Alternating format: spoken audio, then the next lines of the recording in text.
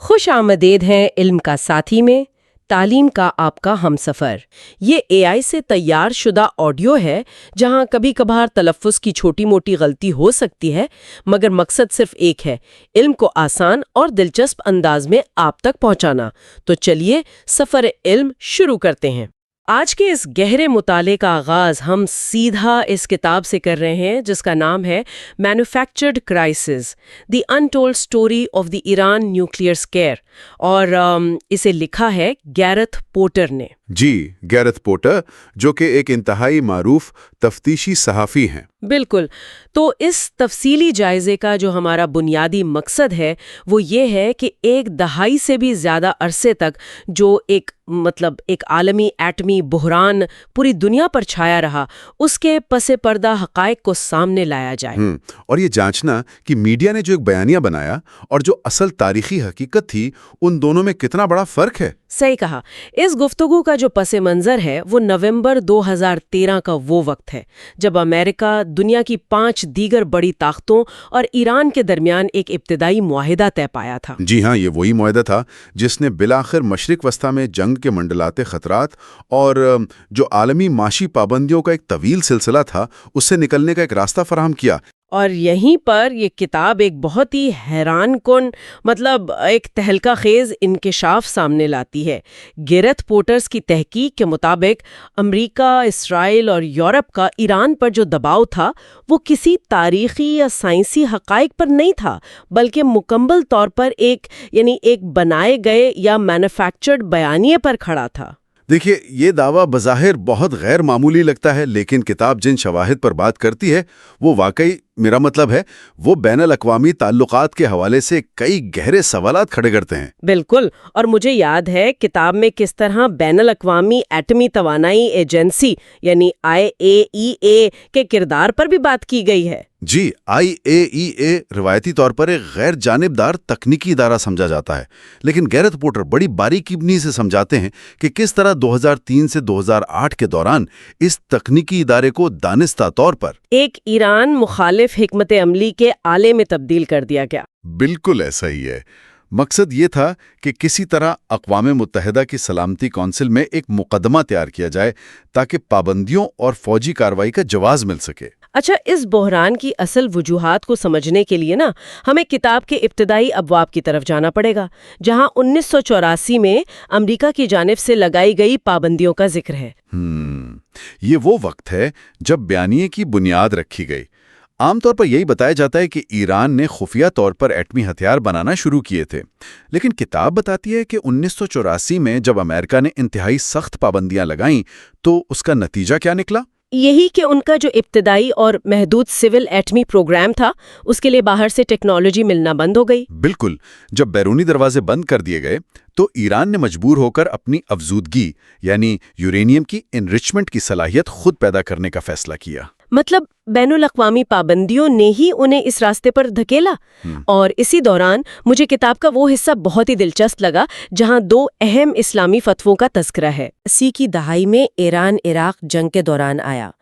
عراق ایران پر مسلسل کیمیائی ہتھیاروں استعمال کر رہا تھا اور ایران کے پاس جوابی کارروائی کی صلاحیت تھی، لیکن اس وقت کے سپریم لیڈر آیت اللہ خمینی نے کیمیائی ہتھیاروں کے استعمال پر مکمل پابندی کا فتویٰ جاری کیا، انسانیت اور اسلامی اصولوں کی بنیاد پر۔ ہاں، اور دوسرا حیران کن واقعہ 2003 کا ہے جب موجودہ سپریم لیڈر آیت اللہ خامنئی نے ایٹمی ہتھیاروں کی تیاری اور استعمال کے خلاف ایک واضح مذہبی فتویٰ دے دیا۔ دیکھیں، اگر کوئی ریاست کا اعلیٰ ترین مذہبی اور سیاسی ادارہ ایسے فتوے دے رہا ہے تو انٹیلیجنس رپورٹس میں انہیں شامل کیوں نہیں کیا گیا؟ مصنف یہی سوال اٹھاتے ہیں، کیونکہ اگر یہ تسلیم کر لیا جاتا تو وہ بیانیہ کمزور پڑ جاتا جو ایران کو ایک غیر منطقی ریاست کے طور پر پیش کر رہا تھا۔ صحیح۔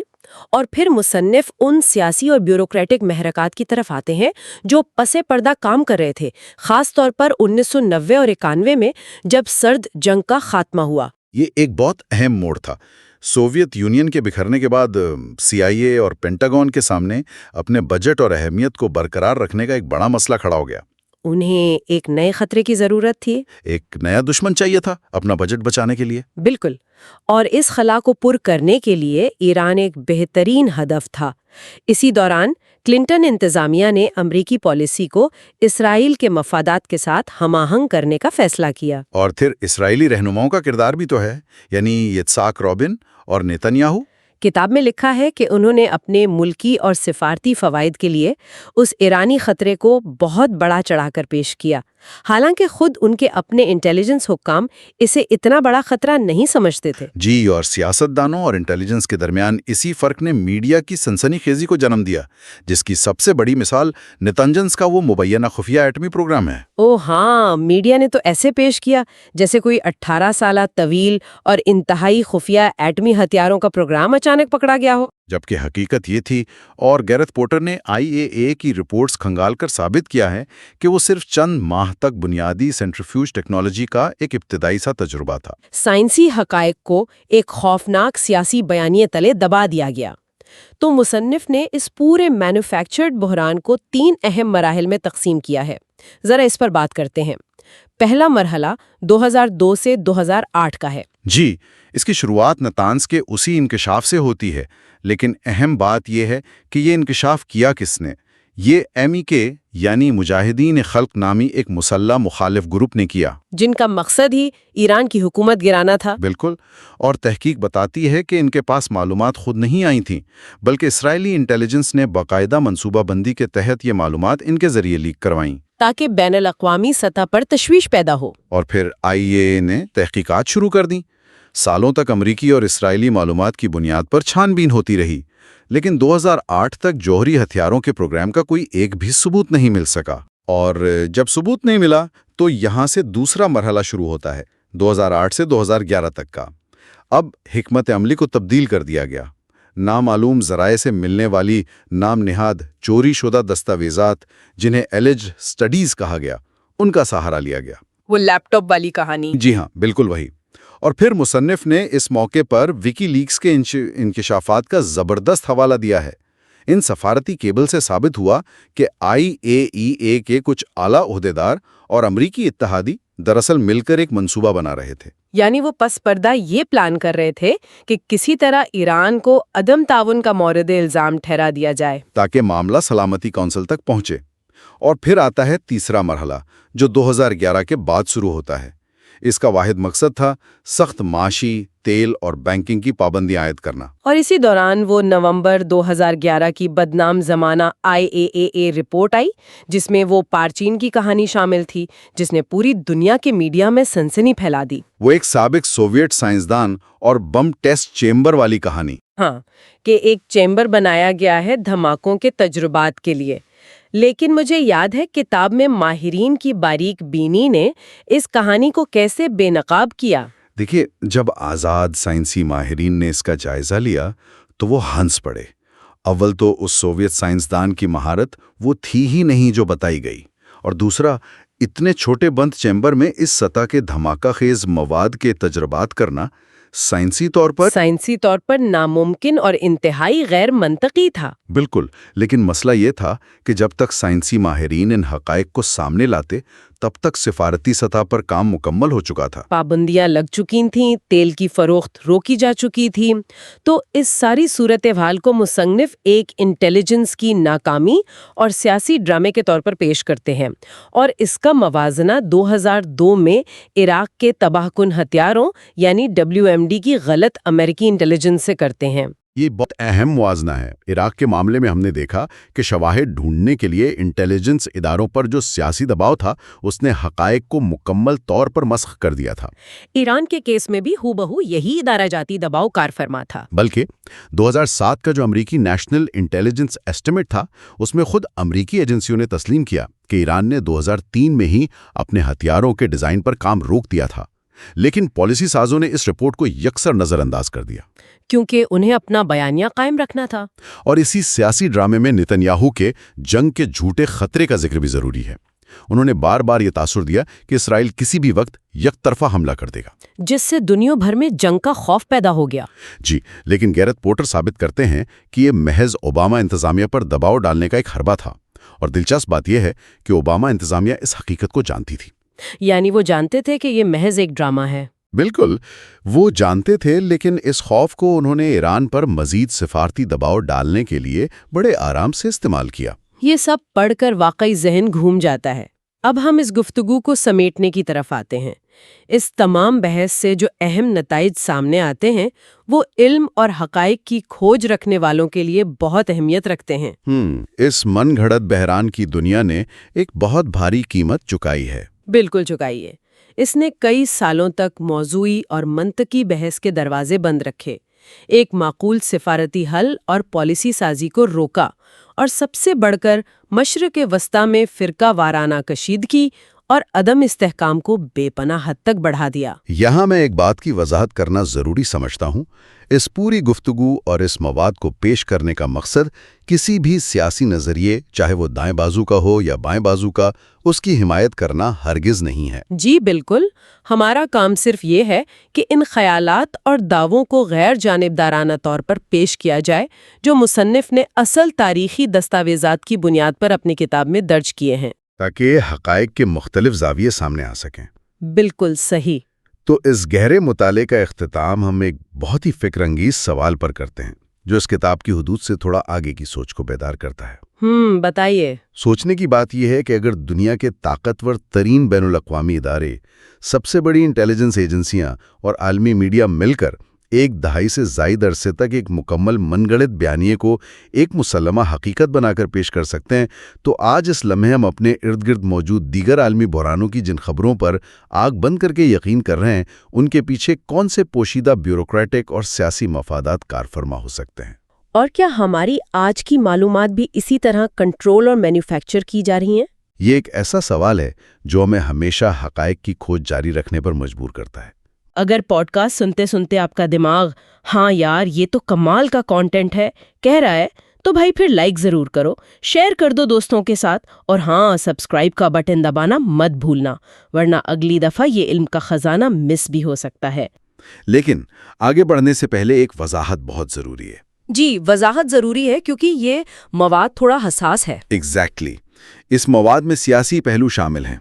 इनमें लेफ्ट विंग और राइट विंग दोनों के हवाले और आलमी सियासत के सेंसिटिव टॉपिक सामने आएंगे। हम यहाँ किसी भी फरीक या साइड की हिमायत नहीं कर रहे हैं। हमारा मकसद सिर्फ और सिर्फ मुसन्निफ के मौक़िफ़ और किताब में दिए गए हक़ाइक़ को बदयानतदारी से बयान करना है। ये वजाहत वाकई अहम है। आलमी सियासत पर बात करते हुए हक़ाइक़ पर तवज्जो मरकूज़ रखना ज़रूरी होता है ताकि चीज़ों को बग़ैर किसी बायस के समझा जा सके। मैं मानती हूँ कि हमारा काम सिर्फ मालूमात का तज्ज़िया करना है। ठीक है, आइए इसको खोल कर देखते हैं। हम सब ने पिछले कई सालों से एक ही कहानी सुनी है कि ईरान ने 1980 की दहाई में खुफिया तौर पर एटम बम बनाने का मंसूबा शुरू किया, जो आखिरकार 2002 में पकड़ा गया। एक ऐसी कहानी जिसने पूरी दुनिया की फॉरेन पॉलिसी को मुतासिर किया। हाँ, और ये नैरेटिव इतना मजबूत था कि किसी ने इस पर सवाल उठाने की ज़रूरत ही महसूस नहीं की। लेकिन इस किताब के मुताबिक क्या हो अगर ये कहानी बिल्कुल उलट हो? यानी क्या हो अगर ईरान की राजदारी का मकसद बम बनाना था ही नहीं, बल्कि सिर्फ आलमी पाबंदियों और हवाई हमलों से बचना था? जब हम इस किताब के हवाले से तारीख के उन औराख को पलटते हैं तो तस्वीर बिल्कुल मुख्तलिफ नज़र आती है। जो कहानी हमें लगातार सुनाई गई वो असल हकीकत को बिल्कुल नज़रअंदाज कर देती है। तो इस कहानी की तह तक जाने के लिए हम इस किताब को बाकायदा बाब दर बाब समझने की कोशिश करते हैं। शुरुआत करते हैं पहले हिस्से से, जो कि है chapter 1, the US denial policy and it's consequences. अमेरिकी इनकार की पॉलिसी और इसके नताइज। ये बाब पूरी कहानी की बुनियाद रखता है। बिल्कुल। अगर हम 1979 के इनकलाब की बात करें तो इनकलाब के फौरन बाद मुल्लाओं ने शाह के दौर के तावीज़ी न्यूक्लियर प्लांट्स के अजीम व शान मंसूबे को रोक दिया था। उन्होंने इन प्लांट्स को क्या लफ्ज़ था, हाँ, साम्राज्यी खिलौने या इंपीरियलिस्टिक टॉयज करार दिया था। सही। यहाँ तक कि बुशीर रिएक्टर जो उस वक्त तक 80% मुकम्मल हो चुका था, उसका काम भी बिल्कुल बंद कर दिया गया। उन्हें उस वक्त न्यूक्लियर एनर्जी में सरा से कोई दिलचस्पी ही नहीं थी। मैं ये सोचती हूँ कि अगर उनका मकसद बम बनाना होता तो वो बने बनाए प्लांट्स क्यों बंद करते? ये एक बहुत लॉजिकल पॉइंट है। लेकिन फिर 1981 आते आते उन्हें एहसास हुआ कि मुल्क में बिजली की शदीद तरीन कमी है। اس کمی کو پورا کرنے کے لیے انہوں نے فیصلہ کیا کہ ان 23 پلانٹس میں سے صرف ایک پلانٹ دوبارہ شروع کیا جائے۔ اور اس بات پر غور کرنا ضروری ہے کہ ان کا ارادہ یہ تھا کہ اس پلانٹ کے لیے فیول وہ خود نہیں بنائیں گے بلکہ فرانس کی ایک کمپنی یوروڈف سے لیں گے۔ اور اس یوروڈف کمپنی میں شاہ کے دور میں پہلے سے ہی 1.18 بلین ڈالرز کی بھاری سرمایہ کاری کی جا چکی تھی۔ یہ 1970s کے حساب سے ایک بہت بڑی رقم تھی۔ بہت بڑی رقم تھی، لیکن فرانس نے وہ فیول دینے سے انکار کر دیا، اور سب سے بڑی بات، انہوں نے وہ پیسے بھی واپس نہیں کیے۔ اس لیول کا فائنینشل اور ڈپلومیٹک دھوکہ کسی بھی ملک کے لیے بہت بڑا جھٹکا ہو سکتا ہے۔ اس کے بعد میرا خیال ہے 1983 میں ایران نے سیدھا IAEA سے مدد مانگنے کا راستہ اختیار کیا۔ جی ہاں، انٹرنیشنل اٹامک انرجی ایجنسی، انہوں نے IAEA سے باقاعدہ درخواست کی کہ ہمارا پروگرام بہت محدود ہے، صرف بجلی پیدا کرنے کے لیے ہے، ہمیں فیول فیبریکیشن میں تکنیکی مدد چاہیے۔ اور IAEA نے ایک ٹیم بھی بھیجی تھی، ہے نا؟ بھیجی تھی، اور اس ٹیم نے دورہ کرنے کے بعد یہ رپورٹ دی کہ ایران کی لیبارٹری اکوپمنٹ بہت شاندار ہے اور انہیں واقعی مدد ملنی چاہیے۔ لیکن پھر امریکہ بیچ میں آ گیا۔ وہی ڈینائل پالیسی۔ یہاں جو بات سب سے حیران کن ہے وہ یہ ہے کہ ریگن ایڈمنسٹریشن نے IAEA کو بالکل روک دیا۔ اب سوال پیدا ہوتا ہے کہ ایسا کیوں کیا گیا؟ کیونکہ اس وقت ایران عراق جنگ اپنے عروج پر تھی اور امریکہ کھل کر عراق اور صدام حسین کی حمایت کر رہا تھا۔ ایگزیکٹلی، انہوں نے ایک پالیسی بنائی کہ ایران کو ہر طرح کی ٹیکنالوجی سے محروم کر دیا جائے۔ 1984 میں امریکی اسٹیٹ ڈپارٹمنٹ نے باقاعدہ اعلان کر دیا کہ ایران کو کوئی نیوکلیئر ٹیکنالوجی نہیں دی جائے گی، اور سب سے عجیب بات یہ تھی کہ اس وقت امریکہ کے پاس اس بات کا ایک بھی ثبوت نہیں تھا کہ ایران NPT کی خلاف ورزی کر رہا ہے۔ یہ تو سیدھا سیدھا NPT کے آرٹیکل 4 کا کھلا مذاق تھا۔ آرٹیکل 4 پوری دنیا میں ہر ملک کو پرسکون مقاصد مثلاً بجلی پیدا کرنے کے لیے نیوکلیئر انرجی استعمال کرنے کا پورا قانونی حق دیتا ہے۔ امریکہ خود اس معاہدے کا اہم حصہ تھا اور اسی کی خلاف ورزی کر رہا تھا۔ اس دباؤ کا نتیجہ یہ نکلا کہ جرمنی نے بھی اپنے معاہدے توڑ دیے اور بشر پلانٹ کا کام ادھورا چھوڑ دیا، حالانکہ جرمنی کو پیسے مل چکے تھے۔ جب کسی ملک کے بنیادی حقوق کو اس طرح دبایا جاتا ہے، یعنی اسے ہر طرف سے بلاک کر دیا جاتا ہے، تو ایسی صورتحال میں وہ کیا کرے گا؟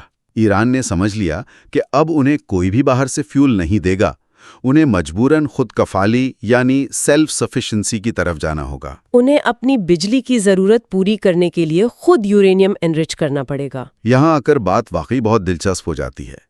جب ہم آگے بڑھتے ہیں تو 1987 کا سال آتا ہے۔ ایران کے ایک اہم سائنسدان ڈاکٹر مسعود نراگھی نے AQ خان نیٹ ورک سے رابطہ کیا۔ انہوں نے سینٹریفیوجز کا کچھ بنیادی سامان خریدا، لیکن خان نیٹ ورک نے انہیں ایک اور پیشکش کی۔ ہاں، مفت میں ایٹم بم بنانے کے دستاویزات کی پیشکش۔ بالکل، ان دستاویزات میں یورینیم میٹل کاسٹنگ کا مکمل طریقہ لکھا تھا۔ اب یہ کوئی عام پروسیس نہیں ہے، یہ سیدھا سیدھا ایٹم بم کے کور کو بنانے کا تکنیکی طریقہ ہے۔ لیکن جانتے ہیں کیا ہوا؟ ایران نے اسے ریجیکٹ کر دیا۔ ایران نے وہ دستاویزات لینے سے صاف انکار کر دیا۔ سوچئے، اگر ان کا مقصد پہلے دن سے بم بنانا تھا تو انہوں نے یہ سنہری موقع کیوں گوایا؟ یہ واقعہ ان تمام دعووں کی جڑ کاٹ دیتا ہے کہ ایران کسی بھی قیمت پر بم کے پیچھے بھاگ رہا تھا۔ انہوں نے صرف اتنی ہی چیزیں لیں جو ان کے پاور پلانٹ کے فیول کے لیے ضروری تھیں۔ اس کے بعد جب امریکہ نے 1990 کی دہائی میں نیوکلیئر سپلائرز گروپ پر شدید دباؤ ڈال کر ڈوئل یوز آئٹمز کی فراہمی کو بالکل بند کر دیا، تو ایران کے پاس آخر کیا راستہ بچا تھا؟ وہی انہوں نے نتانز کا خفیہ منصوبہ شروع کیا، کیونکہ جب کسی ملک کو بالکل دیوار کے ساتھ لگا دیا جائے اور اس کے تمام کھلے راستے بند کر دیے جائیں تو وہ سروائیول کے لیے رازداری اختیار کرنے پر مجبور ہو جاتا ہے۔ صحیح۔ آئیے اس رازداری کی سیاست کو مزید گہرائی میں دیکھتے ہیں، جو ہمیں اس کتاب کے اگلے حصے کی طرف لے جاتی ہے۔ ہم بات کر رہے ہیں chapter 2، the politics of Iran's nuclear secrecy کی۔ باب 2، ایران کی جوہری رازداری کی سیاست۔ اگست 2002 میں ایک واقعہ ہوا جس نے دنیا کو ہلا کے رکھ دیا۔ MEK نامک ایک تنظیم نے اچانک نتانز اور عراق کے خفیہ نیوکلیئر پلانٹس کا راز فاش کیا۔ میڈیا میں طوفان آ گیا، ہر طرف یہ دعوے ہونے لگے کہ دیکھیں، ایران خفیہ طور پر بم بنا رہا ہے اور ہماری برسوں کی شک سچ ثابت ہو گئی۔ لیکن اس انکشاف کے پیچھے کی حقیقت بہت عجیب تھی۔ MEK اس وقت خود امریکی اسٹیٹ ڈپارٹمنٹ کی فہرست میں ایک فورن ٹیررسٹ آرگنائزیشن کے طور پر شامل تھی۔ اس کے پاس یہ انتہائی حساس سیٹلائٹ انٹیلیجنس خود سے نہیں آئی تھیں، یہ معلومات اصل میں اسرائیلی انٹیلیجنس ایجنسی موساد نے دی تھیں۔ موساد نے ان معلومات کو دنیا اور IAEA تک لانڈر کیا تھا۔ Intelligence laundering. بالکل، ان کا مقصد یہ تھا کہ دنیا کو پتہ نہ چلے کہ یہ انکشاف اسرائیل کی طرف سے ہوا ہے، ورنہ اسے سیاسی رنگ دے دیا جاتا۔ ایک ٹیررسٹ آرگنائزیشن کو استعمال کر کے معلومات سامنے لانا اپنے آپ میں ایک بہت بڑا سوالیہ نشان ہے۔ واقعی، لیکن چلیے یہ تو بتا دیا گیا کہ منصوبہ خفیہ تھا۔ ناتانز اور عراق میں واقعی زمین کے نیچے پلانٹس بنائے جا رہے تھے، لیکن اس رازداری کی اصل وجہ کیا تھی؟ اگر بوم نہیں بنانا تھا تو IAEA سے چھپانے کی کیا ضرورت تھی؟ اس سوال کا جواب ہمیں حسن روحانی کے 2004 کے ایک بیان میں ملتا ہے۔ انہوں نے کہا تھا کہ جو ممالک نیوکلیئر ٹیکنالوجی کے تھریش ہولڈ کے قریب ہوتے ہیں ان پر بڑے ممالک کی طرف سے بے پناہ دباؤ ڈالا جاتا ہے۔ ایران اس بات سے خوفزدہ تھا کہ اگر انہوں نے پہلے ہی بتا دیا تو ان کے سپلائرز، جیسے جو انہیں بال بیرنگز دے رہے تھے، انہیں فوراً روک دیا جائے گا، اور سینٹریفیوجز بال بیرنگز کے بغیر نہیں چل سکتے۔ اور دوسرا خوف جو زیادہ خطرناک تھا وہ یہ تھا کہ اسرائیل یا امریکہ ان کے پلانٹس پر ہوائی حملہ کر دیں گے اور ان کی محنت کو مٹی میں ملا دیں گے۔ اس ڈر کی ایک ٹھوس تاریخی وجہ بھی تھی۔ اسرائیل نے 1981 میں عراق کے اوسراک نیوکلیئر ری ایکٹر پر اچانک ہوائی حملہ کر کے اسے تباہ کر دیا تھا۔ ایران جانتا تھا کہ ان کے ساتھ بھی بالکل ویسا ہی ہو سکتا ہے۔ اور اس وقت ایران کی اپنی فوجی حالت ایسی نہیں تھی کہ وہ کسی ہوائی حملے کا جواب دے سکتے۔ بالکل، ان کا شہاب 3 میسائل جو اس وقت ان کا اہم ہتھیار مانا جاتا تھا، وہ ٹیسٹ میں بری طرح ناکام ہو رہا تھا۔ 1998 میں جب اس کا ٹیسٹ کیا گیا تو اڑنے کے صرف 100 سیکنڈز کے اندر ہوا میں پھٹ گیا تھا۔ اس کی رینج بھی اسرائیل تک نہیں تھی۔ سامنے سے مسلسل حملے کی دھمکیاں آ رہی ہوں تو وہ کیا کرے گا؟ انہوں نے اپنے پلانٹس کو پہاڑوں کے اندر اور زمین کی گہرائی میں چھپانے کا فیصلہ کیا، ٹنل فیسلٹیز بنائی۔ یہ کوئی جراحانہ بوم بنانے کی تیاری نہیں تھی، یہ رازداری صرف حملے سے بچنے کی ایک پیسو ڈیفنس اسٹریٹجی تھی۔ اچھا، اب میڈیا کی بات کرتے ہیں۔ میڈیا کا رول اس میں بہت عجیب رہا۔ اگر ہم اس کو بڑی تصویر کے ساتھ جوڑیں تو ہمیں میڈیا کا کردار اور اس کی تباہ کاریاں سمجھ آنا شروع ہوتی ہیں۔ فیبروری 2003 میں جب IAEA کے ڈائریکٹر جنرل محمد البرادعی نے نتانز اور دوسری اہم جگہوں کا دورہ کیا تو انہیں کالا الیکٹرک کمپنی نامک ایک فیسلٹی میں کچھ انوائرمنٹل سویپس لیے۔ یہ وہی چھوٹی سی روئی یا کپڑے کے ٹکڑے ہوتے ہیں جنہیں مشینز پر پھیرا جاتا ہے مائکروسکوپک ریڈیو ایکٹیو ذرات چیک کرنے کے لیے۔ صحیح، ان سوائپس کے نتیجے میں انہیں انرچڈ یورینیم کے کچھ ذرات ملے۔ بس پھر کیا تھا، میڈیا نے اس بات کو پکڑ لیا اور اسے ایسی شکل دی جس کا حقیقت سے کوئی تعلق نہیں تھا۔ امریکی میڈیا جیسے LA ٹائمز اور NPR نے بغیر تحقیق کے چیخ چیخ کر عوام کو بتانا شروع کر دیا کہ ایران 18 سال سے مسلسل خفیہ ایٹم بم بنا رہا ہے۔ انہوں نے لفظ مسلسل کو اس طرح جوڑا جیسے وہاں روزانہ فیکٹریز میں بم بن رہے ہوں، جبکہ زمینی حقیقت اس میڈیا ٹرائل سے بالکل مختلف تھی۔ IAEA کی اپنی رپورٹ کے انیکسیا میں واضح طور پر لکھا تھا کہ کالا الیکٹرک کمپنی میں سینٹریفیوج ٹیسٹ صرف 1999 اور 2002 میں ہوئے تھے، صرف چند مہینوں کے لیے، اور وہ بھی بہت معمولی مقدار میں کیے گئے تھے، صرف مشینز چیک کرنے کے لیے۔ لیکن میڈیا کی نیوز کوریج میں اس وقفے کو پوری طرح نظر انداز کر دیا گیا، ایک فالس نیریٹو بنایا گیا۔ اور یہاں پر سب سے بڑی اور حیران کن بات یہ ہے کہ امریکہ اور ان کی انٹیلیجنس ایجنسیز کو یہ سب کچھ پہلے سے پتا تھا۔ یہ سن کر واقعی دھچکا لگتا ہے۔ دنیا کو یہ ایسے دکھایا گیا جیسے کوئی بہت بڑا راز اچانک دریافت ہو گیا ہو، لیکن یہ راز تھا ہی نہیں۔ ڈاکٹر نراغی، جنہوں نے AQ خان نیٹ ورک سے سینٹریفیوجز خریدے تھے، وہ 1992 میں امریکہ آئے تھے۔ جی، انہوں نے باقاعدہ CIA سے ملاقات کی اور انہیں ایران کے سارے منصوبے بتا دیے۔ انہوں نے بتا دیا تھا کہ ایران نے سینٹریفیوج خریدنے کی کوششیں کی ہیں اور مقصد کیا ہے۔ امریکہ اور IAEA کی لیڈرشپ 90s کی دہائی سے ہی یہ اچھی طرح جانتے تھے کہ ایران اپنا نیوکلیئر پروگرام آگے بڑھانے کی کوشش کر رہا ہے۔ ٹیلیکسز اور کمیونیکیشنز کو مسلسل انٹرسیپٹ کیا جا رہا تھا۔ تو 2002 میں اچانک سامنے آنے والا یہ عظیم راز اصل میں ان کے لیے کوئی راز نہیں تھا، بلکہ یہ عالمی برادری کو دھوکہ دینے کے لیے رچایا گیا ایک سیاسی کھیل تھا تاکہ پابندیوں کو جواز فراہم کیا جا سکے۔ اس پوری ڈیبیٹ میں ایک اور بڑا پہلو ہے جس کا ذکر ضروری ہے، چین کا پہلو۔ اب ایک عام انسان یہ سوچ سکتا ہے کہ اگر ایران کا مقصد بم بنانا تھا ہی نہیں تو انہوں نے ان تجربات کو IAEA سے چھپایا کیوں جو انہوں نے نیچرل یورینیم کے ساتھ کیے تھے؟ اس کی وجہ بہت سادہ لیکن عالمی سیاست کی مجبوریوں سے جڑی ہوئی تھی۔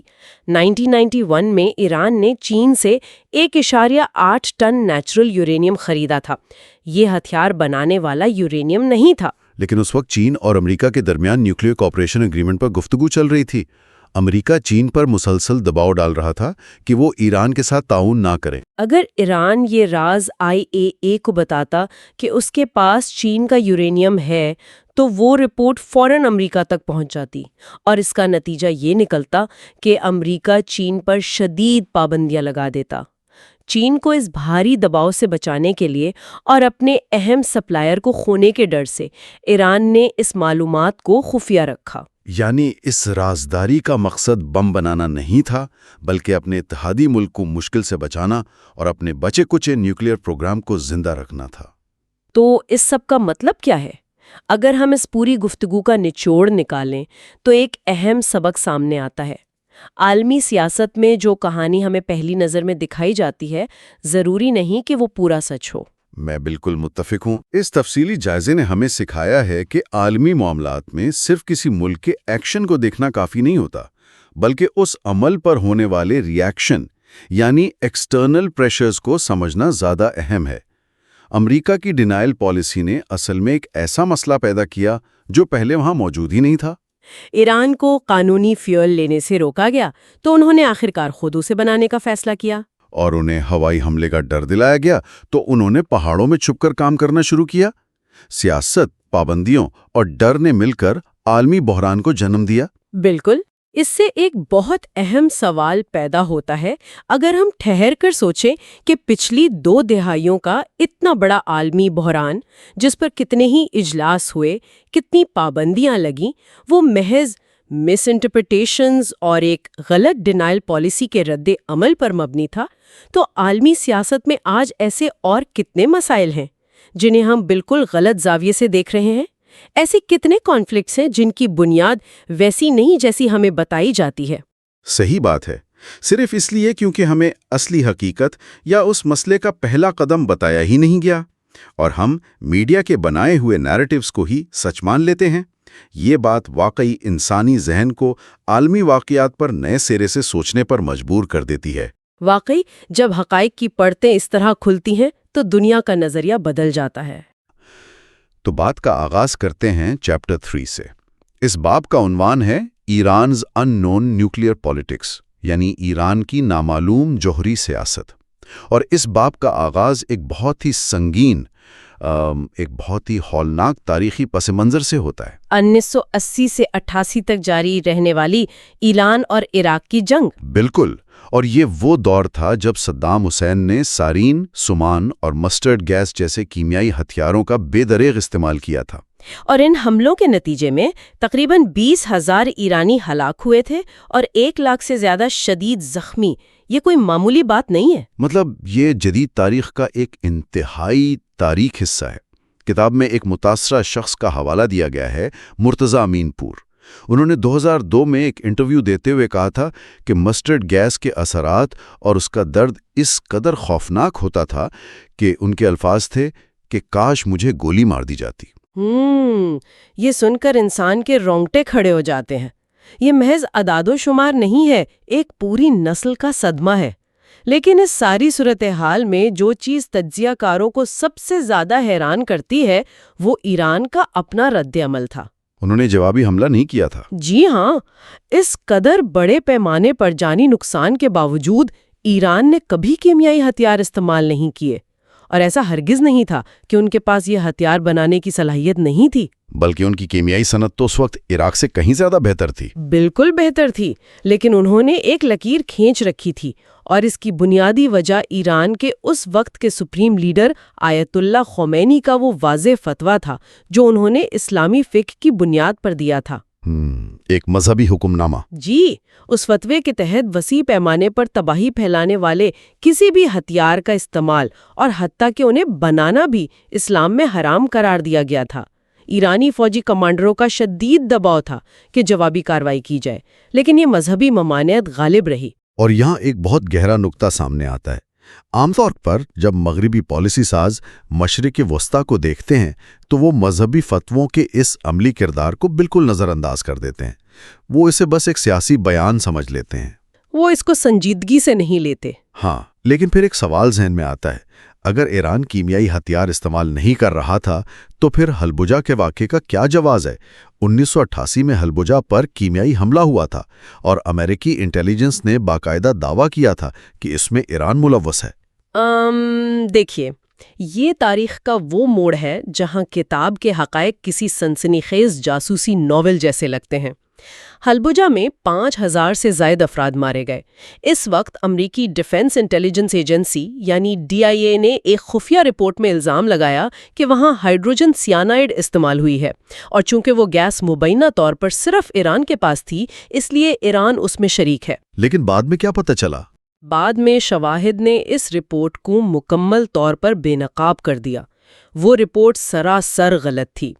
دراصل اس رپورٹ کو بنانے والے امریکی افسران ایک انتہائی خفیہ آپریشن کا حصہ تھے جس کا کوڈ نیم تھا ڈروئڈ لانسر۔ ڈروئڈ لانسر؟ اور یہ وہی وقت تھا جب امریکہ عراق کی خفیہ مدد کر رہا تھا، صحیح؟ بالکل صحیح۔ ڈروئڈ لانسر کے تحت امریکی انٹیلیجنس عراق کو حساس سیٹلائٹ تصاویر دے رہی تھی تاکہ عراقی فضائیہ ایران پر درست بمباری کر سکیں۔ اب ذرا تصور کریں، اگر امریکی انٹیلیجنس تسلیم کر لیتی کہ حلبجہ کا سارا حملہ صدام حسین نے کیا ہے، تو بین الاقوامی سطح پر امریکہ بھی اس جنگی جرم میں بالواسطہ شریک سمجھا جاتا، کیونکہ وہ انہیں سیٹلائٹ انٹیلیجنس دے رہے تھے۔ بالکل۔ تو ان کا اپنا مفاد اسی بات میں تھا کہ اس حملے کا سارا ملبہ یا کم از کم کچھ حصہ ایران پر ڈال دیا جائے تاکہ وہ بغداد کی حمایت جاری رکھ سکیں۔ یہ تو واقعی حیران کن ہے۔ مطلب محض اپنے ایک خفیہ آپریشن کو چھپانے کے لیے ایک جعلی تاریخی بیانیہ گھڑ لیا گیا۔ اور دلچسپ بات یہ ہے کہ فتوے کی یہ روایت صرف اسی دہائی تک محدود نہیں رہی۔ موجودہ سپریم لیڈر آیت اللہ خامنائی نے بھی 2003 میں جوہری ہتھیاروں کے خلاف باقاعدہ ایک فتویٰ جاری کیا تھا، اور کتاب کے مطابق اس کا ایک داخلی مقصد بھی تھا۔ وہ چاہتے تھے کہ پاسداران انقلاب کے اندر موجود بعض عناصر جو شاید بغیر اجازت کوئی جوہری ریسرچ کرنا چاہتے ہوں، انہیں روکا جائے۔ ریاست کے اندر ریاست کو کنٹرول کرنے کا طریقہ؟ ہاں بالکل، لیکن مغربی میڈیا نے اس پر کیا رد عمل دیا؟ مغرب میں اس فتوے کو مکمل طور پر مسترد کر دیا گیا۔ انہوں نے فوراً اسے تقیہ کا نام دے دیا، یعنی ان کے بقول یہ محض اپنے اصل عزائم کو چھپانے کے لیے بولا گیا جھوٹ تھا۔ مصنف نے اس رویے کو بے نقاب کرنے کے لیے دستاویزی ثبوت دیے ہیں۔ انہوں نے دکھایا کہ کس طرح پرانی اور جعلی رپورٹس کی بنیاد پر اس فتوے کو نظر انداز کیا گیا۔ مثال کے طور پر 1987 میں تودا پارٹی، جو سوویت یونین کی حامی تھی اور ایران میں کالعدم تھی، اس کا ایک مکمل طور پر جھوٹا اقتباس مغربی میڈیا میں اچھالا گیا، صرف یہ ثابت کرنے کے لیے کہ خامنائی شروع سے بم بنانا چاہتے تھے۔ بالکل۔ اور 2012 میں بھی یہی کچھ ہوا۔ ISIS یعنی institute for science and international security نامی امریکی تھنک ٹینک نے ایک رپورٹ چھاپی جس میں دعویٰ کیا گیا کہ 1984 میں ہی ایران نے بم بنانے کا حتمی فیصلہ کر لیا تھا، جبکہ اس رپورٹ کی تفصیلات اتنی غیر حقیقی تھیں کہ کوئی بھی سنجیدہ انسان اسے رد کر دے۔ ہاں، لیکن حقائق کو نظر انداز کر کے انہی جعلی رپورٹس پر ایک مستقل بیانیہ کھڑا کر دیا گیا۔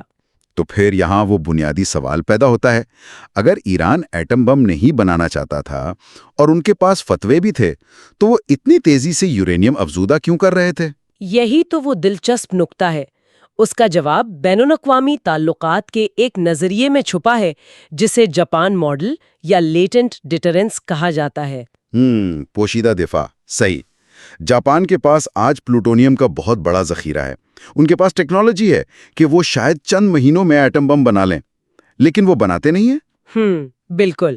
اس کے خوف سے فائدہ اٹھانے کی حکمت عملی ہے۔ اور ایرانی پالیسی ساز بیعینہ اسی جاپان ماڈل پر عمل کر رہے تھے۔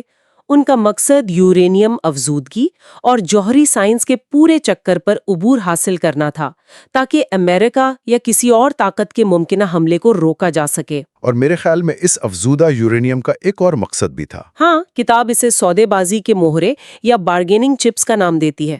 ہاں، مطلب وہ جانتے تھے کہ جب تک مذاکرات کی میز پر مغرب کو پریشان کرنے والی کوئی ٹھوس چیز نہیں ہوگی، امریکہ پابندیاں نہیں ہٹائے گا، جیسے 2009 کا یورینیم کے تبادلے کا مجوزہ معاہدہ۔ بالکل، اور ایک جذبہ اور بھی تھا جس نے اس معاملے کو پیچیدہ کیا، اور وہ تھی شدید ایرانی قوم پرستی۔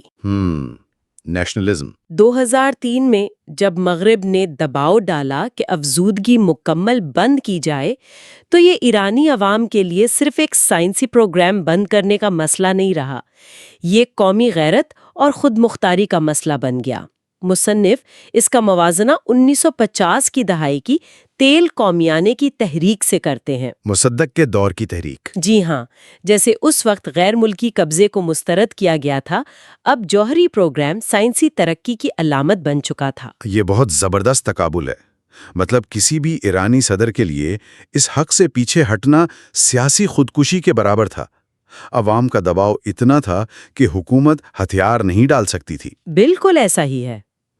تو یہ تو ہو گئے وہ داخلی اور دفاعی محرکات جو ایران کی پالیسی چلا رہے تھے، لیکن تصویر کا دوسرا رخ کیا تھا؟ سمندر پار امریکہ میں بیٹھے پالیسی ساز اس صورتحال کو کیسے استعمال کر رہے تھے؟ اس کے لیے ہم سیدھا چیپٹر 4 کی طرف چلتے ہیں۔ جی، چیپٹر 4، جس کا عنوان ہے جوہری خوف کے امریکی سیاسی محرکات، یعنی US Political Origins of the Nuclear Scare۔ یہ باب ہمیں بتاتا ہے کہ مسئلہ صرف تہران میں نہیں تھا، بلکہ واشنگٹن میں ایک بالکل الگ کھیل جاری تھا۔ اور اس کا آغاز ہوتا ہے 1990 کے ایک ایسے واقعے سے جو اگر ضائع نہ کیا جاتا تو شاید مشرق وسطیٰ کی تاریخ مختلف ہوتی۔ صدر جارج H.W. بش کا دور۔ انہوں نے اقتدار سنبھالتے ہی اشارہ دیا تھا کہ خیر سے گالی کے بدلے خیر سے گالی ملے گی۔ Good will begets good will. شرط یہ تھی کہ ایران لبنان میں امریکی یرغمالیوں کی رہائی میں مدد کرے۔ اور ایران کے اس وقت کے صدر ہاشمی رفسنجانی نے اس کو سنجیدگی سے لیا۔ وہ جنگ کے معاشی نقصانات سے نکلنا چاہتے تھے۔ انہوں نے اپنا اثر و رسوخ استعمال کیا اور 1991 تک آخری امریکی یرغمالی کو بھی رہا کروا دیا۔ تو کیا امریکہ نے اپنا وعدہ پورا کیا؟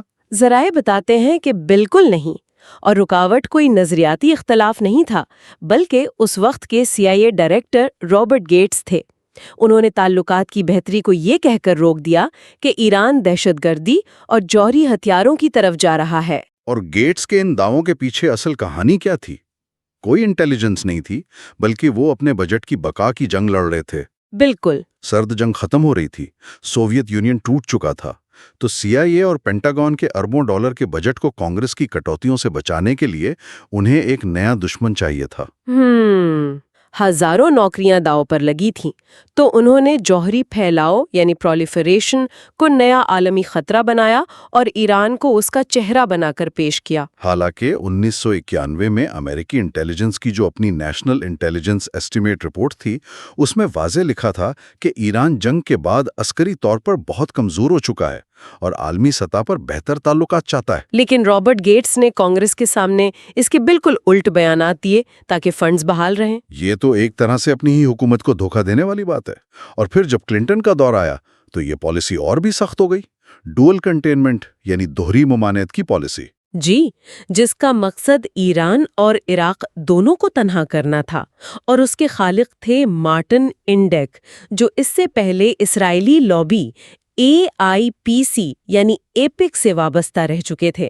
یہاں سے وہ اسرائیلی دباؤ کھل کر سامنے آتا ہے۔ بالکل، اسرائیلی وزیر اعظم یتساک رابن اور شیمون پیریز نے مسلسل کلنٹن انتظامیہ پر دباؤ ڈالا کہ چونکہ سوویت یونین اب نہیں رہا تو ایران کو دنیا کا سب سے بڑا خطرہ قرار دیا جائے۔ اور اس کا عملی نتیجہ ہمیں بوشاہر ری ایکٹر کے معاملے میں نظر آتا ہے۔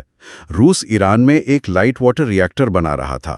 امریکہ نے روس پر زبردست دباؤ ڈالا کہ یہ معاہدہ منسوخ کر دے، یہ کہہ کر کہ ایران اس سے بم کا مواد بنائے گا، جبکہ تکنیکی اعتبار سے یہ دعویٰ بے بنیاد تھا۔ ہاں، ماہرین کہتے ہیں کہ لائٹ واٹر ری ایکٹر سے بم بنانا انتہائی مشکل ہے، اور ستم ظریفی دیکھیں، عین اسی وقت امریکہ خود شمالی کوریا کو بالکل ویسے ہی لائٹ واٹر ری ایکٹر دے رہا تھا۔ دوہرا معیار اس سے ثابت ہوتا ہے کہ اصل امریکی مقصد ایران کو بم سے روکنا نہیں تھا، بلکہ انہیں ہر قسم کی جوہری مہارت، جدید ٹیکنالوجی اور سائنس سے محروم رکھنا تھا۔ بالکل، وہ نہیں چاہتے تھے کہ ایرانی سائنسدانوں کو روس سے کوئی تکنیکی تربیت ملے، اور پھر اسی مہم کے تحت دہشت گردی کے الزامات بھی لگائے گئے۔ جی، چیپٹر 4 کے آخر میں بیونس آئرس کے بم دھماکوں کا ذکر ہے۔ 1992 اور 94 میں ارجنٹائن میں سفارت خانے اور یہودی کمیونٹی سینٹر پر حملے ہوئے اور فوراً ایران اور حزب اللہ پر الزام لگا دیا گیا۔ بغیر کسی ٹھوس انٹیلیجنس یا تفتیش کے۔ بعد میں امریکی سفارت خانے کے افسران نے خود مانا کہ ان کے پاس ایران کو ان حملوں سے جوڑنے کا کوئی ثبوت نہیں تھا۔ یہ سب واشنگٹن کی طے شدہ پالیسیوں کا حصہ تھا۔ یہ ساری معلومات واقعی آنکھیں کھول دینے والی ہیں۔ اگر ہم اس پوری بحث کو سمیٹیں تو اس تفصیلی جائزے سے یہ بات بالکل عیاں ہو جاتی ہے کہ پیچیدہ عالمی بحران اکثر وہ نہیں ہوتے جو خبروں میں نظر آتے ہیں۔ جی بالکل، ایک طرف ایرانی فیصلے محض کوئی توسیع پسندی نہیں تھے، بلکہ وہ فتووں، پوشیدہ ڈیٹرنس اور قوم پرستی پر مبنی تھے۔ اور دوسری طرف امریکی پالیسی کا محور کوئی حقیقی خطرہ نہیں تھا، بلکہ بڑی بیوروکریسیوں کی اپنی بقا، بجٹ بچانے کی کوشش اور طاقتور لابیوں کا دباؤ تھا۔ دونوں حکومتوں نے اپنی اندرونی مجبوریوں کے تحت اس بحران کو پروان چڑھایا۔ اور اس سب کو جاننا اس لیے ضروری ہے تاکہ کل کو جب بین الاقوامی سطح پر کوئی نیا بیانیہ یا جنگ کا خطرہ پیدا ہو تو ہم یہ سمجھ سکیں کہ اس کے پیچھے کن اداروں کے مفادات چھپے ہیں۔ بالکل درست۔ کیا واقعی کوئی خطرہ ہے یا کوئی ادارہ اپنا بجٹ بچانے کی کوشش کر رہا ہے؟ یہ ایک ایسا سوال ہے جو ہمیں سوچنے پر مجبور کر دیتا ہے۔ اگر ریاستی ادارے اور انٹیلیجنس ایجنسیاں صرف اپنے فنڈز بچانے کے لیے کسی ملک کے خلاف اتنا طاقتور اور طویل بیانیہ گھڑ سکتی ہیں، تو آج دنیا کے جو موجودہ بڑے تنازعات ہیں ان میں سے کتنے ایسے ہوں گے جو حقیقت سے زیادہ ان طاقتور اداروں کی بقا کی جنگ کا نتیجہ ہیں؟ ذرا سوچئے گا۔ باب 5 Israeli political origins of the nuclear scare کہہ سکتے ہیں۔ اگر ہم 1990s کی دہائی کے آغاز کی طرف دیکھیں تو وہاں سے اس خوف کی ابتدا ہوتی نظر آتی ہے۔ 1992 میں جب اسحاق رابین کی حکومت آئی تو انہوں نے اچانک یہ دھنڈورا پیٹنا شروع کر دیا کہ ایران ایک سنگین عالمی خطرہ ہے۔ انہوں نے دنیا کو ڈرایا کہ ایران 3 سے 7 سال کے اندر ایٹمی بم بنا لے گا۔ یہاں جو بات سب سے حیران کن ہے وہ یہ ہے کہ خفیہ طور پر اس وقت اسرائیلی انٹیلیجنس یعنی موساد اور فوج کی ٹاپ لیڈرشپ ایران کو اپنا آخری درجے کا خطرہ سمجھتی تھی۔ آخری درجے کا خطرہ یعنی وہ اسے سیریسلی نہیں لے رہے تھے؟ بالکل نہیں۔ ان خفیہ اداروں کے نزدیک اصل فوجی خطرہ عراق و سیریا تھے، ایران نہیں۔ بلکہ اگر ہم تاریخ کے اوراق پلٹ کر دیکھیں تو ان دونوں ممالک کے درمیان ہمیشہ سے ایک گہرا تعاون رہا تھا جسے پیریفیری ڈاکٹرن کہا جاتا تھا۔ رکیے، یہ ایک نیا لفظ ہے۔ یہ پیریفیری ڈاکٹرن اصل میں کیا تھا؟ کیونکہ عام طور پر یہی سمجھا جاتا ہے کہ ان کی ہمیشہ سے شدید دشمنی رہی ہے۔ یہی تو کتاب کا سب سے دلچسپ حصہ ہے۔ اس حکمت عملی کا بنیادی مقصد یہ تھا کہ عرب ممالک کے درمیان گھرے ہونے کی وجہ سے اس علاقے کی غیر عرب طاقتوں کے ساتھ گہرے اور خفیہ تعلقات قائم کیے جائیں۔ اچھا، اور ایران اس کا حصہ تھا؟ ایران اس منصوبے کا سب سے اہم حصہ تھا۔ ان دونوں کے درمیان اتنا قریبی فوجی اور معاشی تعاون تھا کہ 1970s میں انہوں نے مل کر پروجیکٹ فلاور کے نام سے ایک منصوبہ شروع کیا۔ یہ $2 بلین کا منصوبہ تھا جس کے تحت دونوں نے مل کر جدید ترین میزائل بنائے۔ حیرت کی بات ہے۔ یہاں تک کہ بعد میں جب ایران اور عراق کی لمبی جنگ ہوئی تو اسرائیل نے ایران کو خفیہ طور پر ہتھیار بھی فروخت کیے تھے۔ یہ واقعی حیرت انگیز معلومات ہیں۔ یعنی ایک طرف $2 بلین کے فوجی منصوبے چل رہے ہیں، ہتھیار بیچے جا رہے ہیں، اور پھر اچانک 1992 میں رابن آ کر کہتے ہیں کہ ایران سب سے بڑا عالمی خطرہ ہے۔ جی، رہر اس خوف کو پھیلانے کی اصل وجہ کیا تھی؟ اصل وجہ ان کی اپنی داخلی سیاست تھی۔ رابن ایک بہت مشکل دور سے گزر رہے تھے۔ انہیں اپنے عوام اور دنیا کی توجہ ہٹانی تھی کیونکہ وہ داخلی سیاست میں PLO یعنی پیلسٹینینز کے ساتھ امن مذاکرات کے لیے راستہ ہموار کرنا چاہتے تھے۔ یعنی ایک ڈسٹریکشن چاہیے تھی انہیں۔ بالکل، جب آپ اپنے لوگوں کو ایک نئے اور بڑے خطرے سے ڈراتے ہیں کہ دیکھو ایک ملک ہم پر ایٹمی حملہ کرنے والا ہے، تو عوام خوف زدہ ہو جاتی ہے۔ اس خوف کے ماحول میں ان کے لیے یہ قبول کرنا آسان ہو جاتا ہے کہ پیلسٹینینز کے ساتھ امن کا معاہدہ کر لیا جائے تاکہ سرحدوں پر سکون رہے۔ کتنی عجیب بات ہے، یعنی ایک مکمل عالمی بحران صرف اس لیے کھڑا کیا گیا تاکہ مقامی انتخابات اور داخلی پالیسیز کو اپنے مطابق چلایا جا سکے۔ ہاں، اور اس جھوٹے خوف سے لابنگ نے امریکہ پر بھی دباؤ ڈالا اور ان عرب ممالک کو بھی اپنے قریب کر لیا جو خود ایران سے ڈرتے تھے۔ صحیح۔ خیر، وقت آگے بڑھتا ہے اور کہانی پہنچتی ہے 1996 میں، جب بنجمن نتنیاہو اقتدار میں آئے۔ اور حیرت کی بات یہ ہے کہ شروع میں جب وہ آئے تو انہوں نے ایران کے اس خطرے کو بالکل رد کر دیا۔ جی ہاں، اور اس کی وجہ بھی واضح تھی۔ نتنیاہو کو پی ایل او کے ساتھ کسی قسم کے امن مذاکرات میں کوئی دلچسپی نہیں تھی۔ اچھا، تو انہیں اس خوف کی ضرورت ہی نہیں تھی؟ بالکل، جب آپ کو پی ایل او سے دوستی نہیں کرنی تو آپ کو اپنے عوام کی توجہ ہٹانے کے لیے کسی جھوٹے خوف کی ضرورت بھی نہیں ہے۔ موساد کے اہم اہلکار اوزی آر ایڈ نے انہیں مشورہ دیا تھا کہ ایران اصل خطرہ نہیں ہے، اور نتنیاہو نے یہ بات مان لی تھی۔ لیکن یہ خاموشی زیادہ دیر نہیں چلی۔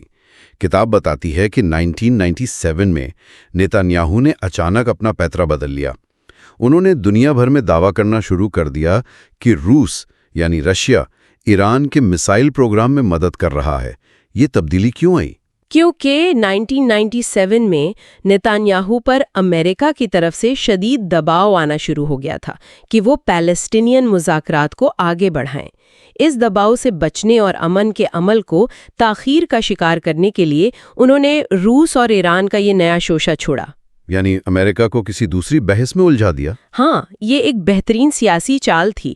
جب امریکہ کی پوری توجہ اس نئے مسئلے پر لگ گئی تو نتنیاہو کو پیلسٹینینز کے معاملے میں مذاکرات کو ٹالے رکھنے کا بہانہ مل گیا۔ اور بات صرف یہاں ختم نہیں ہوئی۔ 1998 میں جب ایران کے نئے صدر خطامی آئے، جنہوں نے امریکہ کے ساتھ تعلقات بہتر کرنے کی کوشش کی، تو نتنیاہو نے فوجی حملے کی دھمکیاں دینا شروع کر دیں۔ وہ کسی صورت نہیں چاہتے تھے کہ یہ رپروچمنٹ یعنی سفارتی تعلقات بہتر ہوں۔ صحیح کہہ رہے ہیں آپ۔ اگر امریکہ اور ایران کے تعلقات بہتر ہو جاتے تو دشمن کا وہ تصور ختم ہو جاتا جس کی بنیاد پر داخلی سیاست اور فوجی امداد کا ڈھانچہ کھڑا تھا۔ تو یہ سب اپنی کرسی بچانے کا کھیل تھا۔ اب ہم اس تحقیق کے اگلے حصے کی طرف بڑھتے ہیں۔ یہ معاملہ صرف وہاں تک محدود نہیں رہا، بلکہ امریکہ میں بھی ایسی ہی سیاست کھیلی گئی۔ تو اب ہم آتے ہیں باب 6 پر، choosing regime change over diplomacy. یہ باب بہت اہم ہے۔ جی، یہ دستاویزی بنیادوں پر 2002 کے بعد کے حالات پر روشنی ڈالتا ہے، جب امریکہ میں جارج ڈبلیو بش ایڈمنسٹریشن کا دور تھا۔ یہاں سے کہانی زیادہ خطرناک رخ اختیار کرتی ہے، کیونکہ امریکہ کی اصل توجہ ایران کا ایٹمی پروگرام روکنا تھا ہی نہیں۔ اگر ہم اسے بڑی تصویر کے ساتھ جوڑ کر دیکھیں تو پتہ چلتا ہے کہ اس وقت امریکہ میں جن لوگوں کے پاس طاقت تھی، جنہیں نیو کونز کہا جاتا ہے، جن میں چینی، رمزفیلڈ اور وولفووٹس جیسے اہم نام شامل تھے، ان کا نظریہ بالکل مختلف تھا۔ ان کا اصل مقصد وہاں کی حکومت کو گرانا یعنی رجیم چینج تھا۔ سننے والوں کی آسانی کے لیے، یہ نیو کونز آخر چاہتے کیا تھے؟ نیو کونز کا منصوبہ صرف عراق پر حملہ کرنا نہیں تھا۔ وہ طے کر چکے تھے کہ پہلے عراق، پھر سیریا اور آخر میں ایران کی حکومتوں کو فوجی طاقت یا دباؤ کے ذریعے گرا دیا جائے۔ ان کا خیال تھا کہ جب امریکن فوج عراق میں فتح حاصل کرے گی تو ایران کے لوگ خود ہی بغداد کی طرف دیکھ کر بغاوت کر دیں گے۔ اس سوچ کی وجہ سے انہوں نے سفارت کاری کے دروازے بند کر دیے۔ یہاں آ کر معاملہ واقع حیران کن ہو جاتا ہے۔ کتاب میں 2003 کے ایک ایسے واقعے کا ذکر ہے جو عام خبروں میں سامنے نہیں لایا گیا۔ 2003 میں ایران نے سوئس ایمبیسڈر کے ذریعے امریکہ کو ایک مکمل امن کی پیشکش کی تھی۔ اور یہ کوئی معمولی خط نہیں تھا۔ بالکل، اس پیشکش میں انہوں نے اپنے ایٹمی پروگرام میں مکمل شفافیت، عالمی دہشت گردی پر مذاکرات اور یہاں تک کہ القاعدہ کے خلاف تعاون کی پیشکش کی تھی۔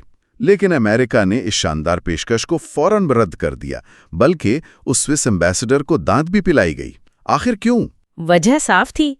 اگر وہ اس پیشکش کو قبول کر کے مذاکرات شروع کر دیتے تو اس کا مطلب یہ نکلتا کہ امریکہ ایران کی موجودہ حکومت کو تسلیم کر رہا ہے، اور جیسا کہ ہم نے پہلے بات کی، ان کا اصل خواب تو اس حکومت کو گرانا تھا۔ وہ چاہتے تھے کہ ایران بغیر کسی شرط کے گھٹنے ٹیک دے۔ اسی دوران ایک اور کردار کہانی میں داخل ہوتا ہے، جان بولٹن۔ بولٹن اس مسئلے کو UN سیکیورٹی کونسل میں لے جانا چاہتے تھے۔ جب IAEA کے چیف محمد البرادعی نے جھوٹی رپورٹس بنانے سے انکار کر دیا تو بولٹن نے انہیں ہٹانے کی ناکام کوشش بھی کی۔ جی، اور جب وہاں کامیابی نہیں ملی تو انہوں نے پارچن ملٹری سائٹ کی تصویریں میڈیا اور ISI یعنی institute for science and international security کو لیک کر دی تاکہ جھوٹا دباؤ بنایا جا سکے۔ تو پارچن انسپیکشن کی اصل کہانی کیا ہے؟ جب عالمی ادارے کی ٹیم وہاں جانچ کے لیے گئی تو انہیں کیا ملا؟ 2005 میں IAEA کے اعلیٰ اہلکار ہائنونن کی نگرانی میں پارچن کا معائنہ کیا گیا۔ ایران نے پورے پارچن کمپلیکس کو 4 حصوں یعنی کوارڈرنٹس میں تقسیم کر دیا۔ IAEA کی ٹیم نے اپنی مرضی سے سیمپلز لیے، لیکن وہاں سے کسی بھی قسم کے ایٹمی ہتھیار بنانے کا کوئی ثبوت نہیں ملا۔ کچھ بھی نہیں؟ بالکل نہیں۔ ثبوت ملتا بھی کیسے جب وہاں ایسا کچھ تھا ہی نہیں۔ اس سارے ہنگامے کے دوران یورپ کا کیا کردار تھا؟ کتاب بتاتی ہے کہ یورپ کے 3 بڑے ممالک یعنی UK، فرانس اور جرمنی، جنہیں EU3 کہا جاتا ہے، وہ امریکہ کی جارحانہ پالیسی سے خوفزدہ تھے۔ انہیں ڈر تھا کہ امریکہ ایران پر فوجی حملہ کر دے گا۔ اسی خوف کی وجہ سے انہوں نے خود آگے بڑھ کر ایران کے ساتھ مذاکرات کیے اور تہران اور پیرس ایگریمنٹس کیے۔ لیکن 2005 میں کونڈولیزا رائس نے یورپ پر شدید دباؤ بنایا کہ وہ ایران سے کسی بھی قسم کی انرچمنٹ یعنی فرزودگی کا حق چھین لیں۔ سننے والوں کے لیے یہ انرچمنٹ کا مسئلہ اتنا اہم کیوں تھا؟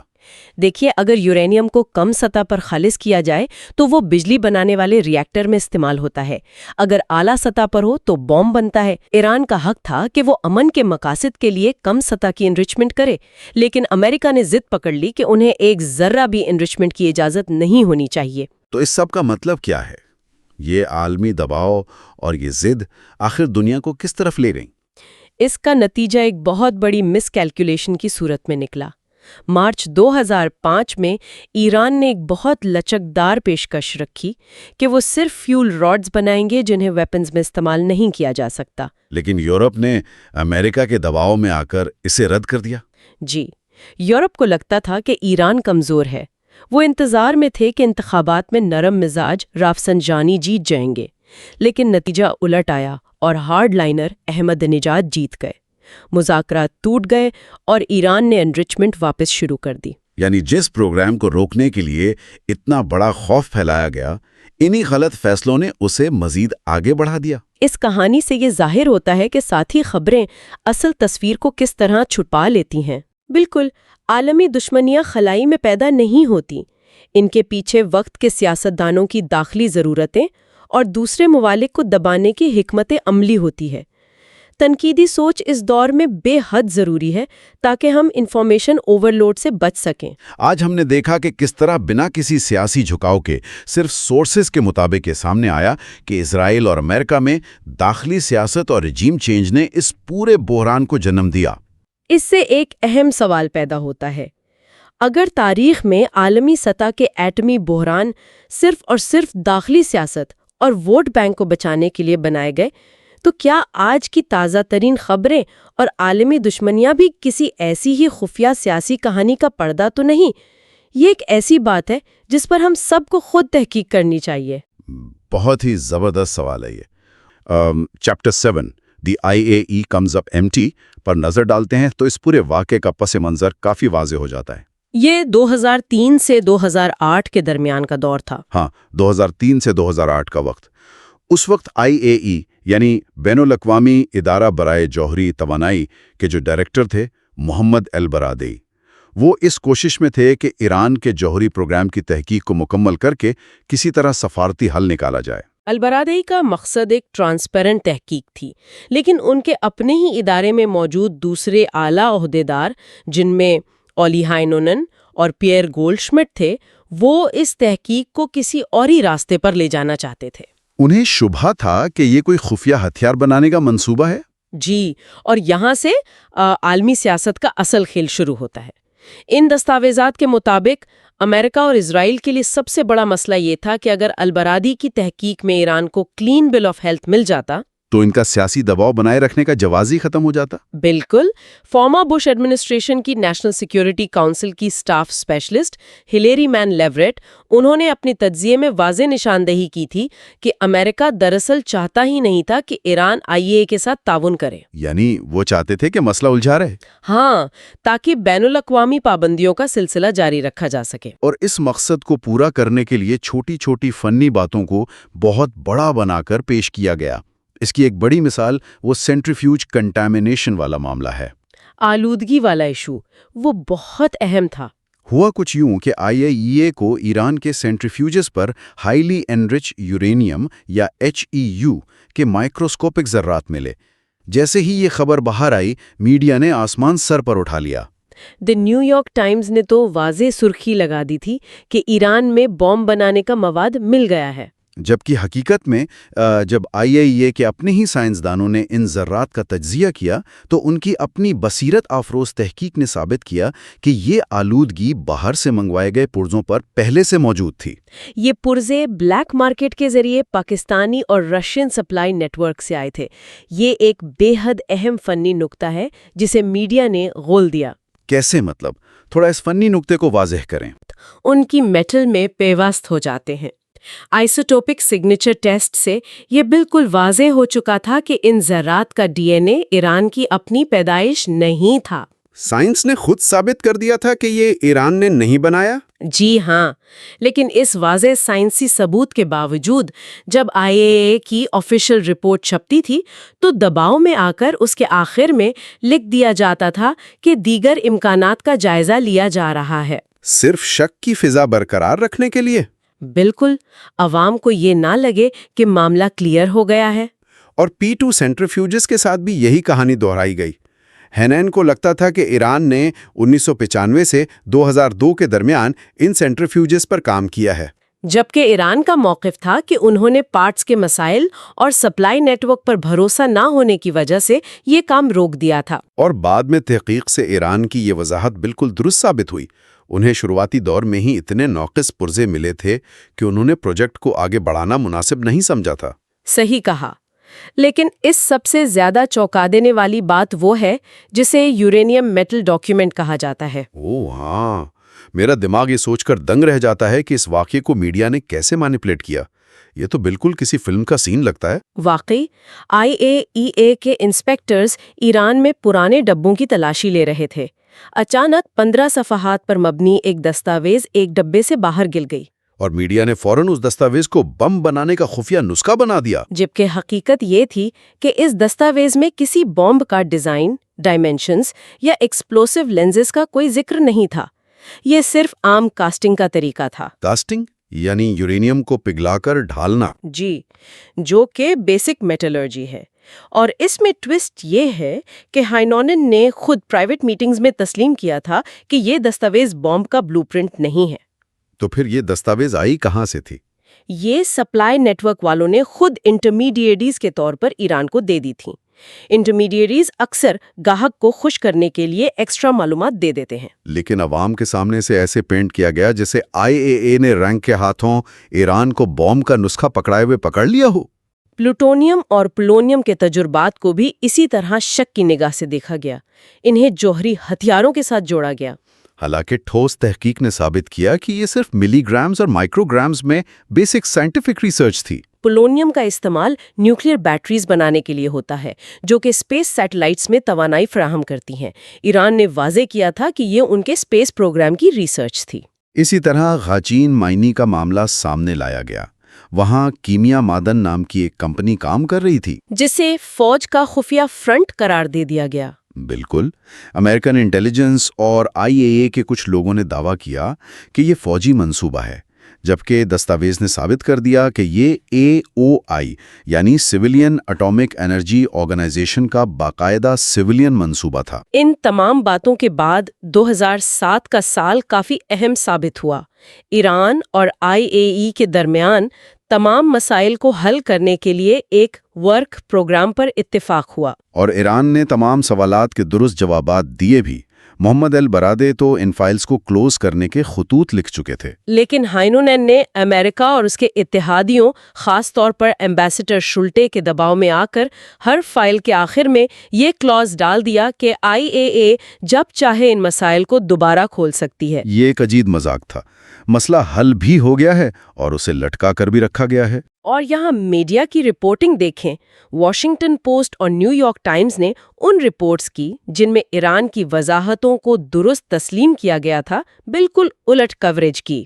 انہوں نے عوام کو یہ تصور دیا کہ ایران تعاون نہیں کر رہا۔ ایمبیسڈر شولٹے تو یہاں تک چاہتے تھے کہ ایران سے زبردستی کا کنفیشن یعنی اقبال جرم کروایا جائے۔ دباؤ اتنا شدید تھا۔ اچھا، اب حیرت اس بات پر ہوتی ہے کہ جب IAEA کی تحقیق میں یہ پرانے تمام الزامات غلط ثابت ہو رہے تھے اور فائل بند ہونے والی تھی، تو اچانک ایک نیا معاملہ سامنے آ گیا جس نے سب کچھ بدل دیا۔ اور یہاں سے ہم آگے بڑھتے ہیں chapter 8 the mystery of the laptop documents کی طرف۔ سننے والوں کے لیے یہ اس ڈیپ ڈائیو کا سب سے تہلکہ خیز حصہ ہونے والا ہے۔ بالکل، یہ 2004 کی بات ہے جب اچانک ایک لیپ ٹاپ منظر عام پر آتا ہے۔ اس میں 1000 سے زائد صفحات پر مبنی دستاویزات تھیں، جسے پروجیکٹ 111 کا نام دے کر دعویٰ کیا گیا کہ یہ ایران کے خفیہ جوہری ہتھیار کی تفصیلات ہیں۔ لیکن اس لیپ ٹاپ کے بارے میں جو کہانیاں پھیلائی گئیں وہ خود آپس میں اتنی متضاد تھیں کہ عقل دنگ رہ جاتی ہے۔ انٹیلیجنس کی دنیا میں یہ پہلا اشارہ ہوتا ہے گڑھ چھول کا۔ کبھی کہا گیا کہ یہ لیپ ٹاپ کسی ایرانی سائنٹسٹ کی بیوی نے ملک سے فرار ہوتے وقت دیا، تو کبھی اسے کسی تاجر اور جرمن انٹیلیجنس یعنی BND کے ڈالفن نامک سپائی کے ساتھ جوڑ دیا گیا۔ تو پھر سوال یہ پیدا ہوتا ہے کہ آخر ان دستاویزات کا اصل ذریعہ کیا تھا؟ اس حقیقت سے پردہ جرمن فارن آفس کے کارسٹن وائٹ نے اٹھایا۔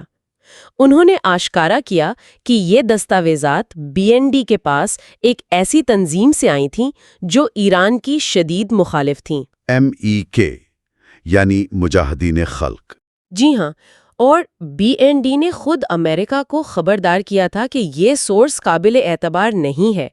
اگر ہم اس کو دیکھیں تو یہ واقعہ عراق جنگ کے مشہور کردار کرو بال کی یاد دلاتا ہے، جس نے جھوٹی موبائل بائیو ویپنز لیبز کی کہانی گڑھی تھی اور امریکہ نے پوری عراق جنگ شروع کر دی تھی۔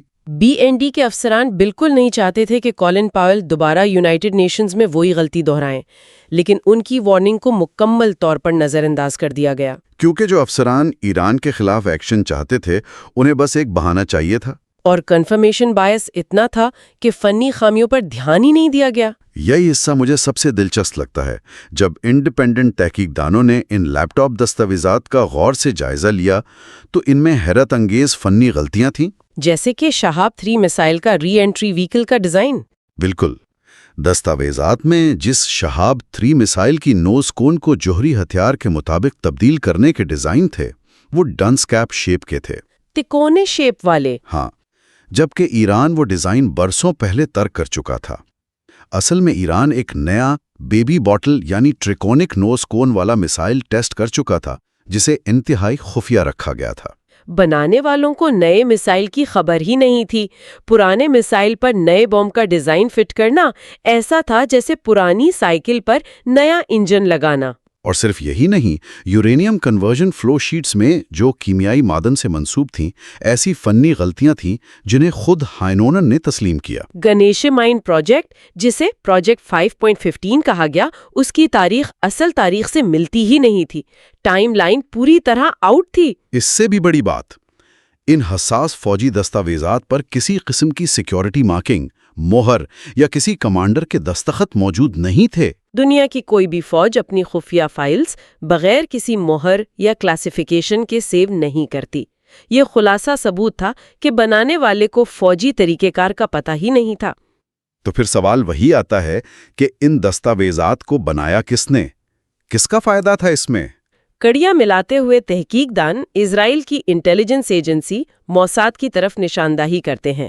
دستاویزات میں ایک مئی 2003 کا خط شامل تھا جو موساد نے بہت پہلے حاصل کر لیا تھا۔ تو ایسا لگتا ہے کہ موساد نے MEK کے ذریعے ان دستاویزات کو لانڈر کیا؟ جی، تاکہ امریکن انٹیلیجنس اور پالیسی کو ایران کے خلاف جنگ کی طرف دھکیلا جا سکے، اور یہ سب تب ہوا جب CIA ڈائریکٹر جارج ٹینٹ استعفیٰ دے چکے تھے، جو کہ اسرائیلی انٹیلیجنس پر شک کرتے تھے۔ ان کے جانے کے بعد ان جعلی دستاویزات کو جگہ بنانا آسان ہو گیا۔ اور باب کے آخر میں واضح ہوتا ہے ہائننن کا جال۔ انہوں نے ان مشکوک دستاویزات کا استعمال کرتے ہوئے ایران سے مطالبہ کیا کہ وہ اپنے روایتی فوجی راز IAEA کے حوالے کرے، کنونشنل ویپنز اور میسائل ڈیزائنز، تاکہ ان لیپ ٹاپ دستاویزات کو غلط ثابت کیا جا سکے۔ یہ تو ایک عجیب سا ٹریپ تھا۔ جب ایران نے اپنی قومی سلامتی کے پیش نظر ان رازوں کو دینے سے انکار کیا تو ہائننن اور ان کے امریکن اتحادیوں نے میڈیا میں شور مچا دیا کہ ایران تعاون نہیں کر رہا۔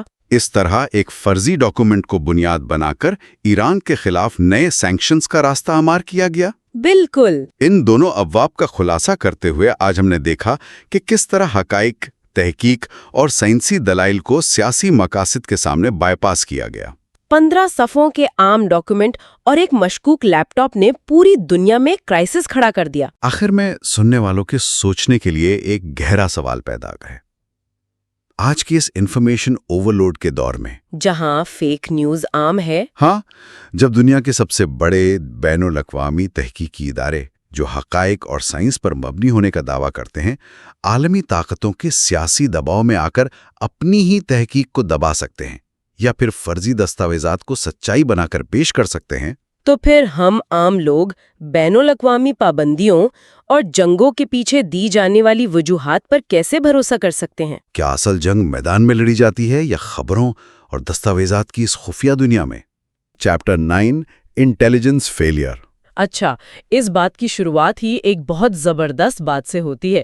سب سے پہلی چیز جو ذہن کو جھنجھوڑتی ہے وہ امریکہ کی انٹیلیجنس کمیونٹی کا وہ رویہ ہے جو انہوں نے ایران کے معاملے میں اپنایا۔ اچھا، آئیے اس کی پرتیں کھولتے ہیں۔ انہوں نے بالکل وہی غلطیاں دہرائی نا جو عراق کے معاملے میں کی تھی؟ بالکل وہی۔ یہاں جو بات دلکش ہے وہ یہ ہے کہ یہ کوئی اتفاق نہیں تھا۔ CIA کے اندر نان پرولیفریشن سینٹر اور خاص طور پر WINPAC یعنی WINPAC جیسے ادارے بنائے گئے۔ یہ WINPAC بنیادی طور پر ہتھیاروں کے پھیلاؤ پر نظر رکھنے والا ادارہ تھا، صحیح؟ جی ہاں، لیکن حیرانی کی بات یہ تھی کہ ان میں جن لوگوں کو بھرتی کیا گیا وہ صرف ہتھیاروں کے تکنیکی ماہرین تھے۔ انہیں خطے کی سیاست کا کوئی علم نہیں تھا، مطلب نہ تاریخ نہ ثقافت۔ بالکل نہیں۔ ماہرین کو صرف یہ کام دیا گیا کہ ڈیٹا میں ہتھیار تلاش کریں۔ یہ تو وہی بات ہوئی کہ ہاتھ میں ہتھوڑا ہو تو ہر چیز کیل ہی لگتی ہے۔ بالکل، اور کتاب میں اس کو پاولوف کے کتے کی بہترین مثال سے سمجھایا گیا ہے۔ پاولوف کا ککا، وہ نفسیاتی تصور؟ جی، تجزیہ کاروں کو معلوم تھا کہ اگر وہ ہدف بنائے گئے ممالک میں خفیہ ہتھیار تلاش کریں گے تو انہیں کیا ملے گا؟ بجٹ اور ترقیاں؟ بالکل، انہیں بجٹ ملے گا، اثر و رسوخ بڑھے گا۔ انہوں نے ثبوت کا بوجھ ہی الٹ دیا تھا، یعنی ثابت کرنے کے بجائے کہ ہتھیار موجود ہیں، وہ یہ مطالبہ کرتے تھے کہ ثابت کرو کہ ہتھیار موجود نہیں ہے۔ جی، اب کسی چیز کی عدم موجودگی کو ثابت کرنا تو تقریباً ناممکن ہے نا؟ یہ تو بہت خطرناک مائنڈ سیٹ ہے۔ اور اسی باب میں ایک اور کہانی ہے، وہ خفیہ ایجنٹ ڈو کی کہانی۔ ہاں، ڈرو کی کہانی، یہ اس پوری ناکامی کا سب سے دردناک حصہ ہے۔ ڈرو کوئی عام تجزیہ کار نہیں تھا، وہ تو گراؤنڈ پر کام کرنے والا عربی اور فارسی کا ماہر ایجنٹ تھا۔ جی ہاں، اور مشرق وسطیٰ میں اس کے بہترین ذرائع تھے۔ اسے اپنے ایک انتہائی معتبر ایرانی ذریعے سے پتہ چلا کہ ایران کا ارادہ کبھی بھی افزودہ یورینیم کو ہتھیاروں میں تبدیل کرنے کا نہیں تھا۔ بالکل، وہ صرف سویلین مقاصد کے لیے ٹیکنالوجی چاہتے تھے۔ یہ ایک ایسی خبر تھی جو پوری امریکی خارجہ پالیسی کا رخ بدل سکتی تھی۔ لیکن جب ڈرو نے یہ رپورٹ اپنے سینئرز کو دی، جن میں جیمز پاویٹ بھی شامل تھے، تو اسے دبا دیا گیا، صحیح؟ جی، سختی سے دبا دیا گیا۔ اسے حکم دیا گیا کہ کوئی تحریری رپورٹ نہ بنائی جائے۔ لیکن کوئی بھی ادارہ اپنی ہی اتنی اہم اور مستند معلومات کو کیوں چھپائے گا؟ اگر ہم اسے بڑی تصویر کے ساتھ جوڑیں تو جواب مل جاتا ہے۔ दरअसल CIA उस वक्त ऑपरेशन मर्लिन चला रही थी। ओह, ऑपरेशन मर्लिन?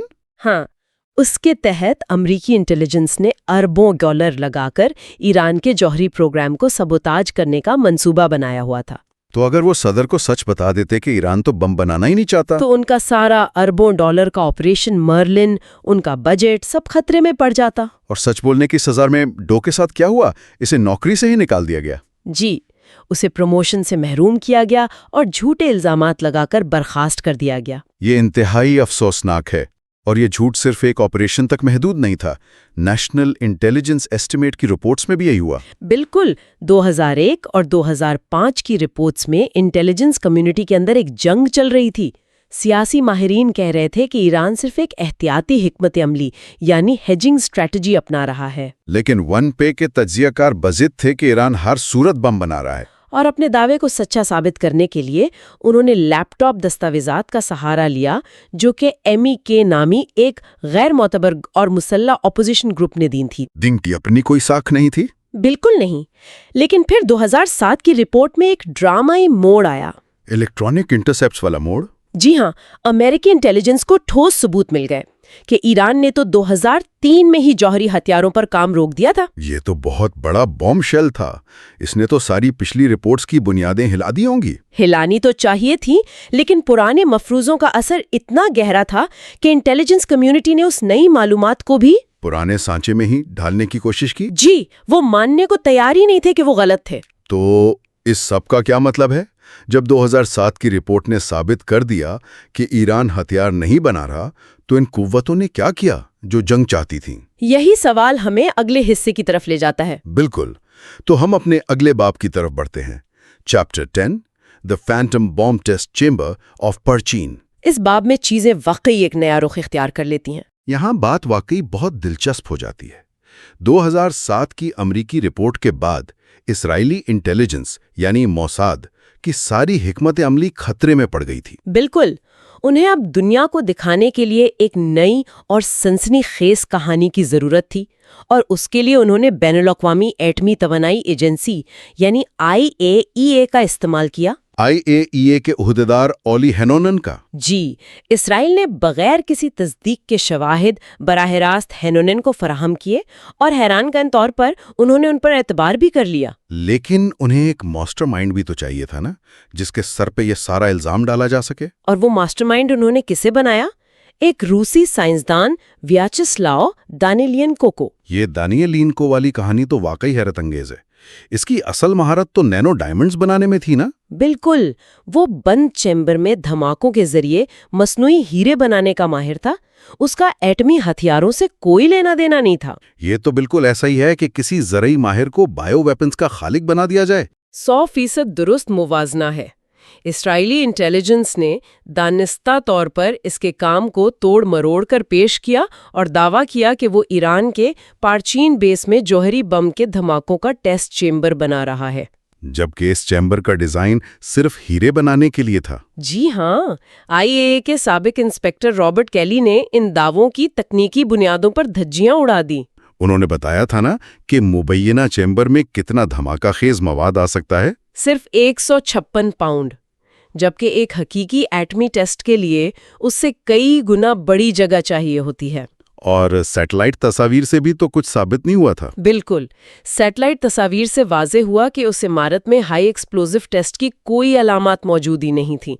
और सबसे बड़ी बात, वो इमारत एक पब्लिक हाईवे के बिल्कुल करीब थी। जी, कोई भी मुल्क अपना खुफिया एटमी टेस्ट चलती हुई हाईवे के किनारे तो नहीं करेगा ना। ये तो अक्ले सलीम की बात है, लेकिन इसके बावजूद मीडिया ने उस पर कैसी रिपोर्टिंग की। मुझे वो गुलाबी गिलाफ वाला वाकया याद आ रहा है। ओहो, वो पिंक श्राउड्स वाला वाकया, वो एक अहम सवाल खड़ा करता है सहाफत के म्यार पर। डेविड एल्ब्राइट ने एक सैटेलाइट तस्वीर छापी जिसमें इमारत पर कुछ गुलाबी रंग का मवाद नजर आ रहा था और दावा किया कि ईरान जौहरी ताबकारी छुपाने के लिए कोई खफिया तुरपाल चढ़ा रहा है। और मीडिया ने इसे दुनिया भर में ब्रेकिंग न्यूज बना दिया। लेकिन हकीकत क्या थी? वो सिर्फ छत की मरम्मत के लिए इस्तेमाल होने वाली आम इंसुलेशन थी। जी, स्टाइरोफॉर्म था। मजदूर छत ठीक कर रहे थे।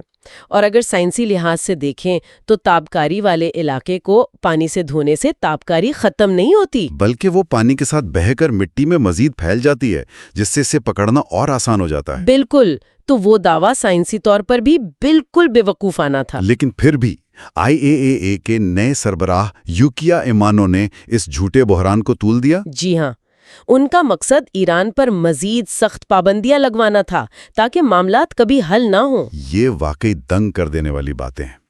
ہم اب اس تفصیلی جائزے کے اختتام کی طرف آتے ہیں۔ جی، ہم نے ان دو ابواب میں جو سب سے اہم سبق دیکھا وہ یہ ہے کہ کس طرح طاقتور ادارے اپنے طے شدہ مقاصد کو سچ ثابت کرنے کے لیے معلومات کو توڑتے مروڑتے ہیں۔ جب سسٹم کسی خاص نتیجے کی تلاش میں وسائل اور ترامیم سے نوازتا ہے تو حقیقت کہیں پیچھے رہ جاتی ہے۔ بالکل، جیسے ڈو کے ساتھ ہوا، یا جیسے دانیلینکو کو میسٹر مائنڈ بنا دیا گیا، یا وہ گلابی غلاف کا مضحکہ خیز واقعہ۔ یہ سب ایک خاص بیانیے کو بچانے کے لیے تھا۔ صحیح کہا، اور اسی بنیاد پر اختتام پر سننے والوں کے لیے ایک گہرا اور فکر انگیز سوال چھوڑنا ضروری ہے۔ جی، وہ بہت اہم ہے۔ آج کی دنیا میں جہاں معلومات کا ایک نہ رکنے والا سیلاب ہے، سوچنے کی بات یہ ہے کہ کیا ہمارے عالمی ادارے اور میڈیا نیٹ ورکس جن پر ہم بھروسہ کرتے ہیں، کیا وہ واقعی حقیقت میں سچائی تلاش کر رہے ہیں؟ یا پھر وہ صرف ایک ایسے ایکو چیمبر میں بیٹھے ہیں جہاں وہ صرف وہی شواہد دیکھتے ہیں جو ان کے اپنے بنائے ہوئے خیالات اور خوف کو سچ ثابت کرتے ہو؟ بالکل۔ مستقبل کے کسی بھی عالمی تنازع کی خبر سنتے وقت یہ وہ نقطہ ہے جسے ذہن میں رکھنا سب سے زیادہ ضروری ہے۔ چیپٹر 11 فونی وار کرائسس۔ جی، چیپٹر 11۔ اس باب کا آغاز مئی 2008 کے ایک انتہائی غیر معمولی فوجی اقدام سے ہوتا ہے۔ اسرائیلی فضائیہ اچانک ایک بہت بڑی فوجی مشق شروع کرتی ہے جسے گلوریس اسپارٹن 08 کا نام دیا گیا۔ گلوریس اسپارٹن 08، ہاں۔ یہ کوئی معمولی مشق نہیں تھی۔ 100 سے زیادہ جنگی طیارے، جن میں جدید F-16 اور F-15 شامل تھے، وہ بحیرہ روم کے اوپر اور یونان تک پروازیں کر رہے تھے، جو کہ ایک لمبا فاصلہ ہے۔ جی، یہ فاصلہ تقریباً اتنا ہی تھا جتنا اسرائیل سے ایران کی آتمی تنصیبات تک کا ہے، اور اسی دوران اسرائیلی نائب وزیر اعظم شول موفاز نے ایک انتہائی سخت بیان دہرا کہ اگر ایران نے اپنا آتمی پروگرام جاری رکھا تو اسرائیل کے پاس حملے کے سوا کوئی چارہ نہیں ہوگا۔ پوری دنیا نے اسے ایک حتمی جنگی وارننگ کے طور پر لیا تھا۔ بالکل، میڈیا پر تو یہی چل رہا تھا، لیکن جب اس مشق کی عسکری لاجسٹکس کا باغور تجزیہ کیا جائے تو زمینی حقائق بالکل مختلف نظر آتے ہیں۔ یہاں جو بات سب سے زیادہ حیران کن ہے وہ یہ ہے کہ امریکی انٹیلیجنس جانتی تھی کہ یہ محض ایک دکھاوا تھا۔ دکھاوا تھا؟ کیسے؟ دیکھیں، اس طرح کے بڑے فضائی حملے کے لیے جس میں 100 طیاروں کو طویل فاصلے تک جانا ہو، کم از کم 24 ریفیولنگ ٹینکرز درکار ہوتے ہیں، یعنی ہوا میں ایندھن بھرنے والے جہاز۔ اور اسرائیل کے پاس کتنے تھے؟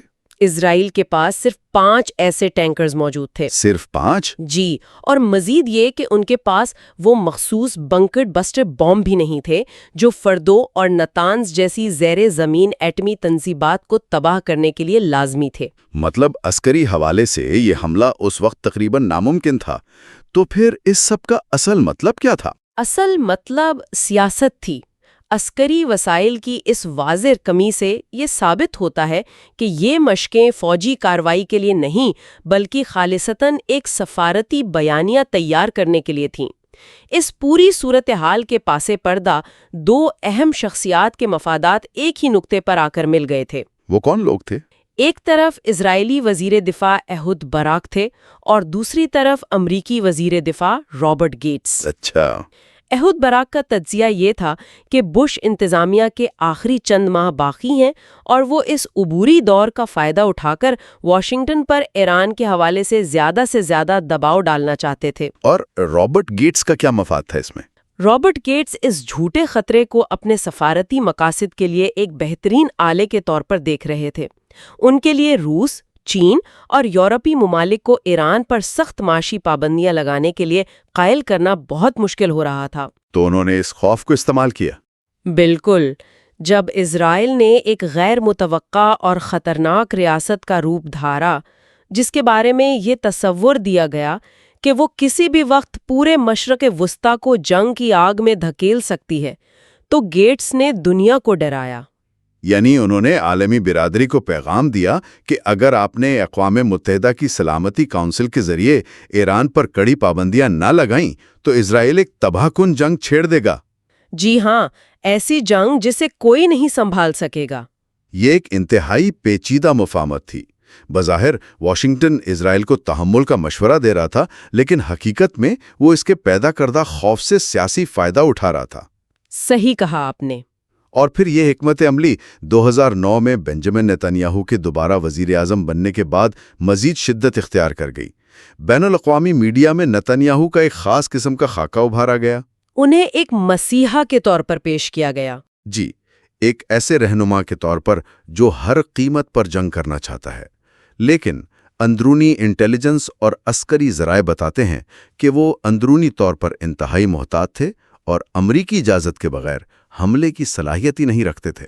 یہیں سے پھر بیراک اوباما کی انتظامیہ کی حکمت عملی سامنے آتی ہے، جسے سیمورے تھیوری کا نام دیا گیا۔ سیمورے تھیوری، ہاں جی، گیری سیمورے، جو اوباما کے ہتھیاروں کے پھیلاؤ کو روکنے کے مشیر تھے، ان کا ماننا تھا کہ ایران کو مذاکرات کی میز پر لانے کے لیے اسرائیل کی طرف سے حملے کی اس دھمکی کو مسلسل زندہ اور معتبر رکھنا ضروری ہے۔ یعنی دبانے کے لیے دھمکی کام آتی ہے۔ بالکل، اور اس سمورے تھیوری کا سب سے دلچسپ اور متضاد پہلو یہ ہے کہ ایک طرف دنیا کے سامنے روایتی جنگ کا شور مچایا جا رہا تھا اور دوسری طرف اصل کارروائی انتہائی خاموشی سے سائبر دنیا میں کی جا رہی تھی۔ اب سٹکس نیٹ کی بات کر رہے ہیں۔ جی، اوباما انتظامیہ نے اسرائیلی انٹیلیجنس کے ساتھ مل کر ایران کی آتمی تنصیبات پر ایک بے مثال اور خطرناک سائبر حملے کی خفیہ منظوری دے رکھی تھی، جسے آج دنیا سٹکس نیٹ کے نام سے جانتی ہے۔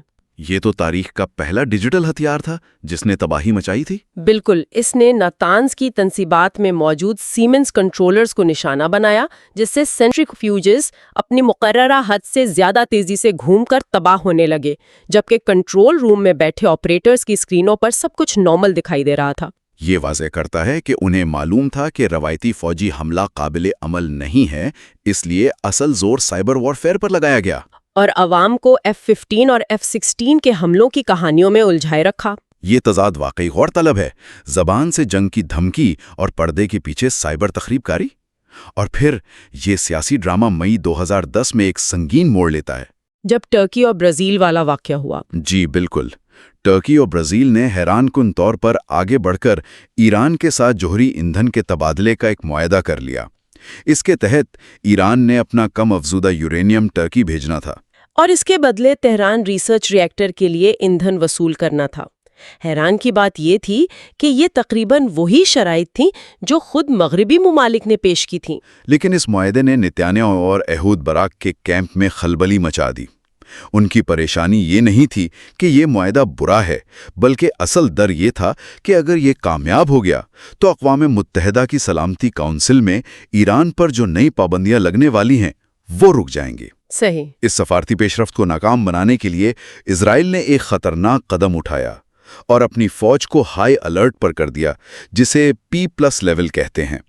یہ عموماً کسی حتمی حملے سے پہلے کا الرٹ ہوتا ہے۔ اور یہ 2010 کی ہائی الرٹ کی صورتحال صرف ایک بیان بازی نہیں تھی، اس نے اسرائیل کے اندرونی ریاستی ڈھانچے میں ایک بہت بڑی درار کو بے نقاب کر دیا۔ وہ کیسے؟ جب سیاسی قیادت نے فوج کو یہ الرٹ جاری کرنے کا حکم دیا تو اس وقت کے موساد کے چیف میر ڈیگن اور اسرائیلی دفاعی فوج کے چیف آف سٹاف گبی اشکنازی نے اس حکم کو ماننے سے صاف انکار کر دیا۔ مطلب انہوں نے اپنے ہی پرائم منسٹر کی بات نہیں مانی۔ جی بالکل، اور یہ دونوں کوئی امن پسند کارکن نہیں تھے، بلکہ انتہائی سخت گیر عسکری کمانڈر تھے۔ میر ڈاگن نے واضح الفاظ میں سیاسی قیادت کو متنبہ کیا کہ اس طرح کا جھوٹا ہائی الرٹ کوئی کھیل نہیں ہے۔ خطرہ کیا تھا اس میں؟ خطرہ یہ تھا کہ فوج کو اس طرح متحرک کرنے کا نتیجہ یہ نکل سکتا ہے کہ ایران یا اس کے اتحادی جیسے حزب اللہ اسے ایک حقیقی حملے کی شروعات سمجھ کر جوابی وار کر دیں۔ اور اس سے تو ایک ایسی خطیہ جنگ چھڑ سکتی تھی جس کی کسی نے منصوبہ بندی نہیں کی تھی۔ بالکل، ڈینگن نے اسے ایک غیر قانونی حکم قرار دیا۔ اس واقعے سے یہ واضح ہو گیا کہ عسکری قیادت سیاسی مقاصد کے لیے فوج کو محض ایک پروپیگنڈا ٹول کے طور پر استعمال کرنے کے خلاف کھڑی ہو گئی تھی۔ اور جب اندرونی طور پر یہ عسکری دباؤ کام نہیں آیا تو اس حکمت عملی کا رخ امریکہ کی اندرونی سیاست کی طرف موڑ دیا گیا۔ 2012 میں جب امریکہ میں صدارتی انتخابات کی مہم عروج پر تھی، اسرائیل نے جنگ کے بیانیے کو ایک بار پھر ہوا دی۔ جی، اس بار مقصد امریکی کانگریس اور خاص طور پر اسرائیل نواز لابی تنظیم آئی پیک کو متحرک کرنا تھا۔ منصوبہ یہ تھا کہ انتخابی دباؤ کا فائدہ اٹھاتے ہوئے اوباما کو مجبور کیا جائے کہ وہ ایران کے خلاف باقاعدہ ایک ریڈ لائن مقرر کریں۔ یعنی امریکہ باضابطہ اعلان کرے کہ اگر ایران ایک خاص حد سے آگے بڑھا تو امریکی فوج براہ راست کارروائی کرے گی۔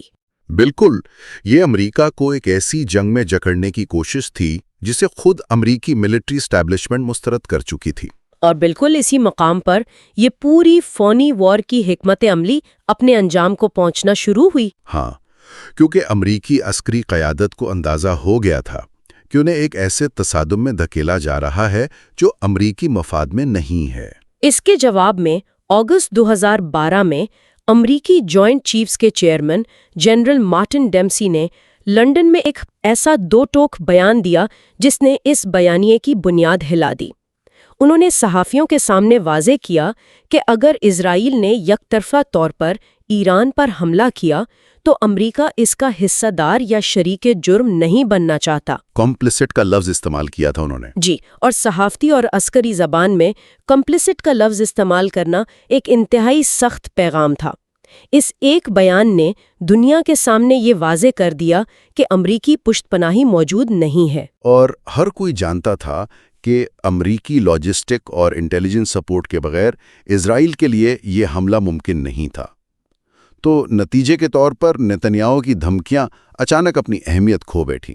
صحیح کہا۔ اور اس خوکھلی ہوتی ہوئی دھمکی کا کلائمیکس ستمبر 2012 میں اقوام متحدہ کی جنرل اسمبلی کے اجلاس میں دیکھنے کو ملا۔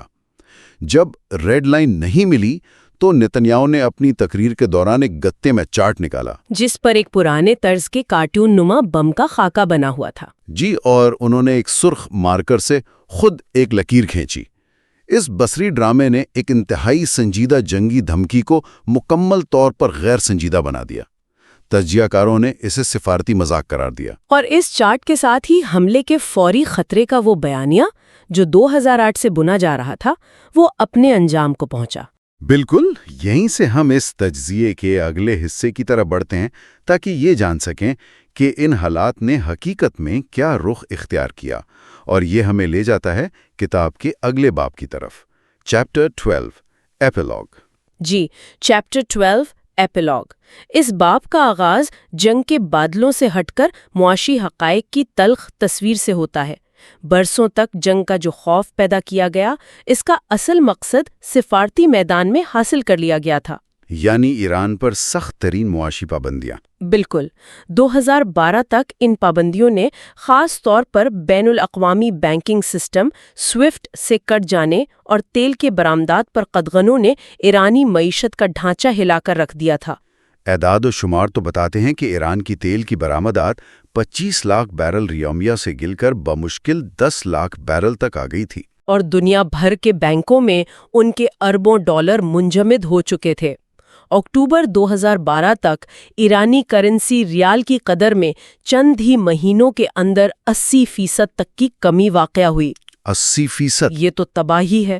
افراط زر آسمان کو چھو رہا ہوگا، اور عام شہریوں کے لیے ادویات سے لے کر روزمرہ کی اشیاء تک رسائی مشکل ہو گئی ہوگی۔ جی، یہ صرف معاشی اعداد و شمار نہیں تھے، بلکہ ایک ایسا شدید معاشرتی دباؤ تھا جس نے ایران کے اندر ایک بڑی سیاسی تبدیلی کی راہ ہموار کی۔ اور اس تبدیلی کا نتیجہ جون 2013 کے ایرانی صدارتی انتخابات میں سامنے آیا، جب حسن روحانی نے بھاری اکثریت سے کامیابی حاصل کی۔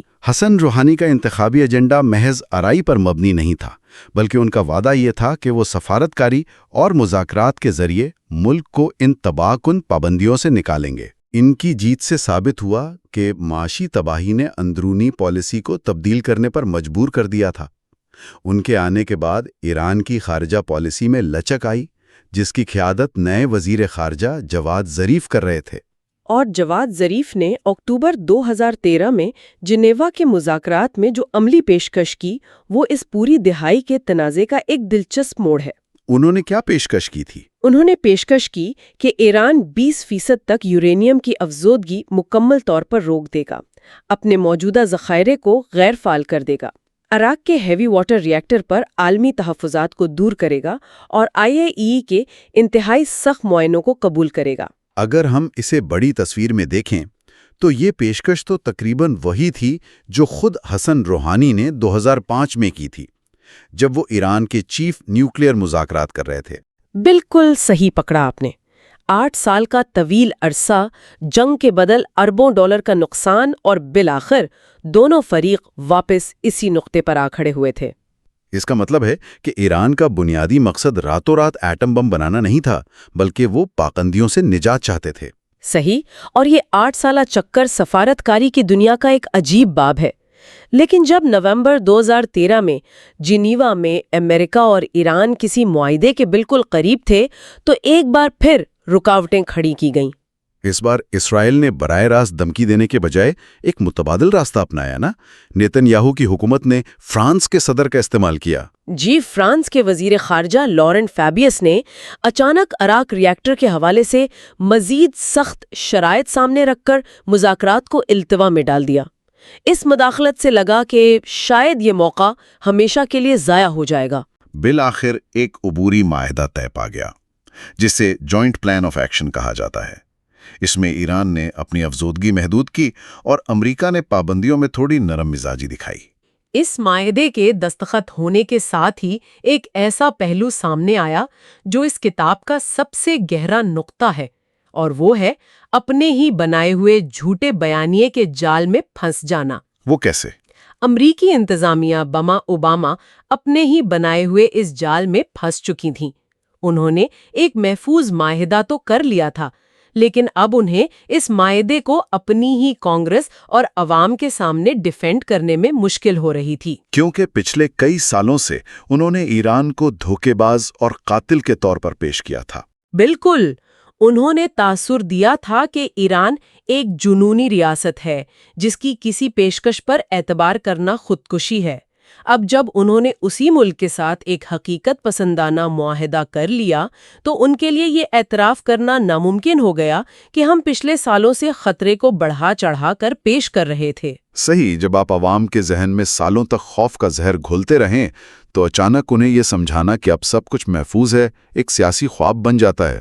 امریکی انتظامیہ اپنے ہی پھیلائے ہوئے پروپیگنڈا کا شکار ہو گئی تھی۔ یہ تجزیہ واقعی اس بات پر مہر ثابت کرتا ہے کہ جب معلومات اور سفارت کاری کو دنیا کے سامنے توڑ مروڑ کر پیش کیا جائے تو اس کے نتائج اپنے ہی ملک کے لیے بھیانک ہو سکتے ہیں۔ جی، اور یہی وجہ ہے کہ آج کے معلومات کے اس بے پناہ ہجوم کے دور میں ظاہری خبروں کے پیچھے چھپے اصل حقائق کو کھوجنا اور تنقیدی سوچ اپنانا بہت اہم ہے۔ بالکل، جو کچھ اسکرین پر دکھایا جا رہا ہے ضروری نہیں کہ وہی سچ ہو۔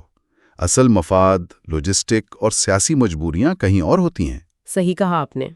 اس گفتگو کو سمیٹتے ہوئے اور ان تمام حقائق کی روشنی میں آخر میں ایک انتہائی اہم سوال پیدا ہوتا ہے جس پر سب کو غور کرنا چاہیے۔ جی، وہ سوال کیا ہے؟ اگر دنیا کے بڑے ممالک سیاسی مقاصد حاصل کرنے کے لیے جنگ کے جھوٹے خطرات کو ایک معمول کا ہتھیار بنا لیں تو کیا مستقبل میں جب واقعی کوئی آتمی یا عالمی سطح کا سنجین خطرہ ابھرے گا تو کیا دنیا اس پر اعتبار کرے گی؟ یہ بہت گہرا سوال ہے۔ یا اسے بھی ایک اور سیاسی ڈرامہ سمجھ کر نظر انداز کر دیا جائے گا اور جب تک ہوش آئے گا تب تک بہت دیر ہو چکی ہوگی؟ اچھا، تو دوستو، بس یہ تھی آج کی ویڈیو۔ یہاں پہ اب اس کا اختتام کرتے ہیں۔ اگر آپ کو یہ ویڈیو پسند آئی ہو تو لائک ضرور کریں، اپنے دوستوں کے ساتھ شیئر کریں اور علم کا ساتھی کو سبسکرائب کرنا نہ بھولیں۔ تعلیم کا آپ کا ہم سفر۔ نئے ویڈیوز کے لیے بیل آئیکن بھی دبا دیں تاکہ کوئی بھی علم بھری بات آپ تک سب سے پہلے پہنچے۔ ملتے ہیں اگلے ویڈیو میں، تب تک کے لیے اللہ حافظ۔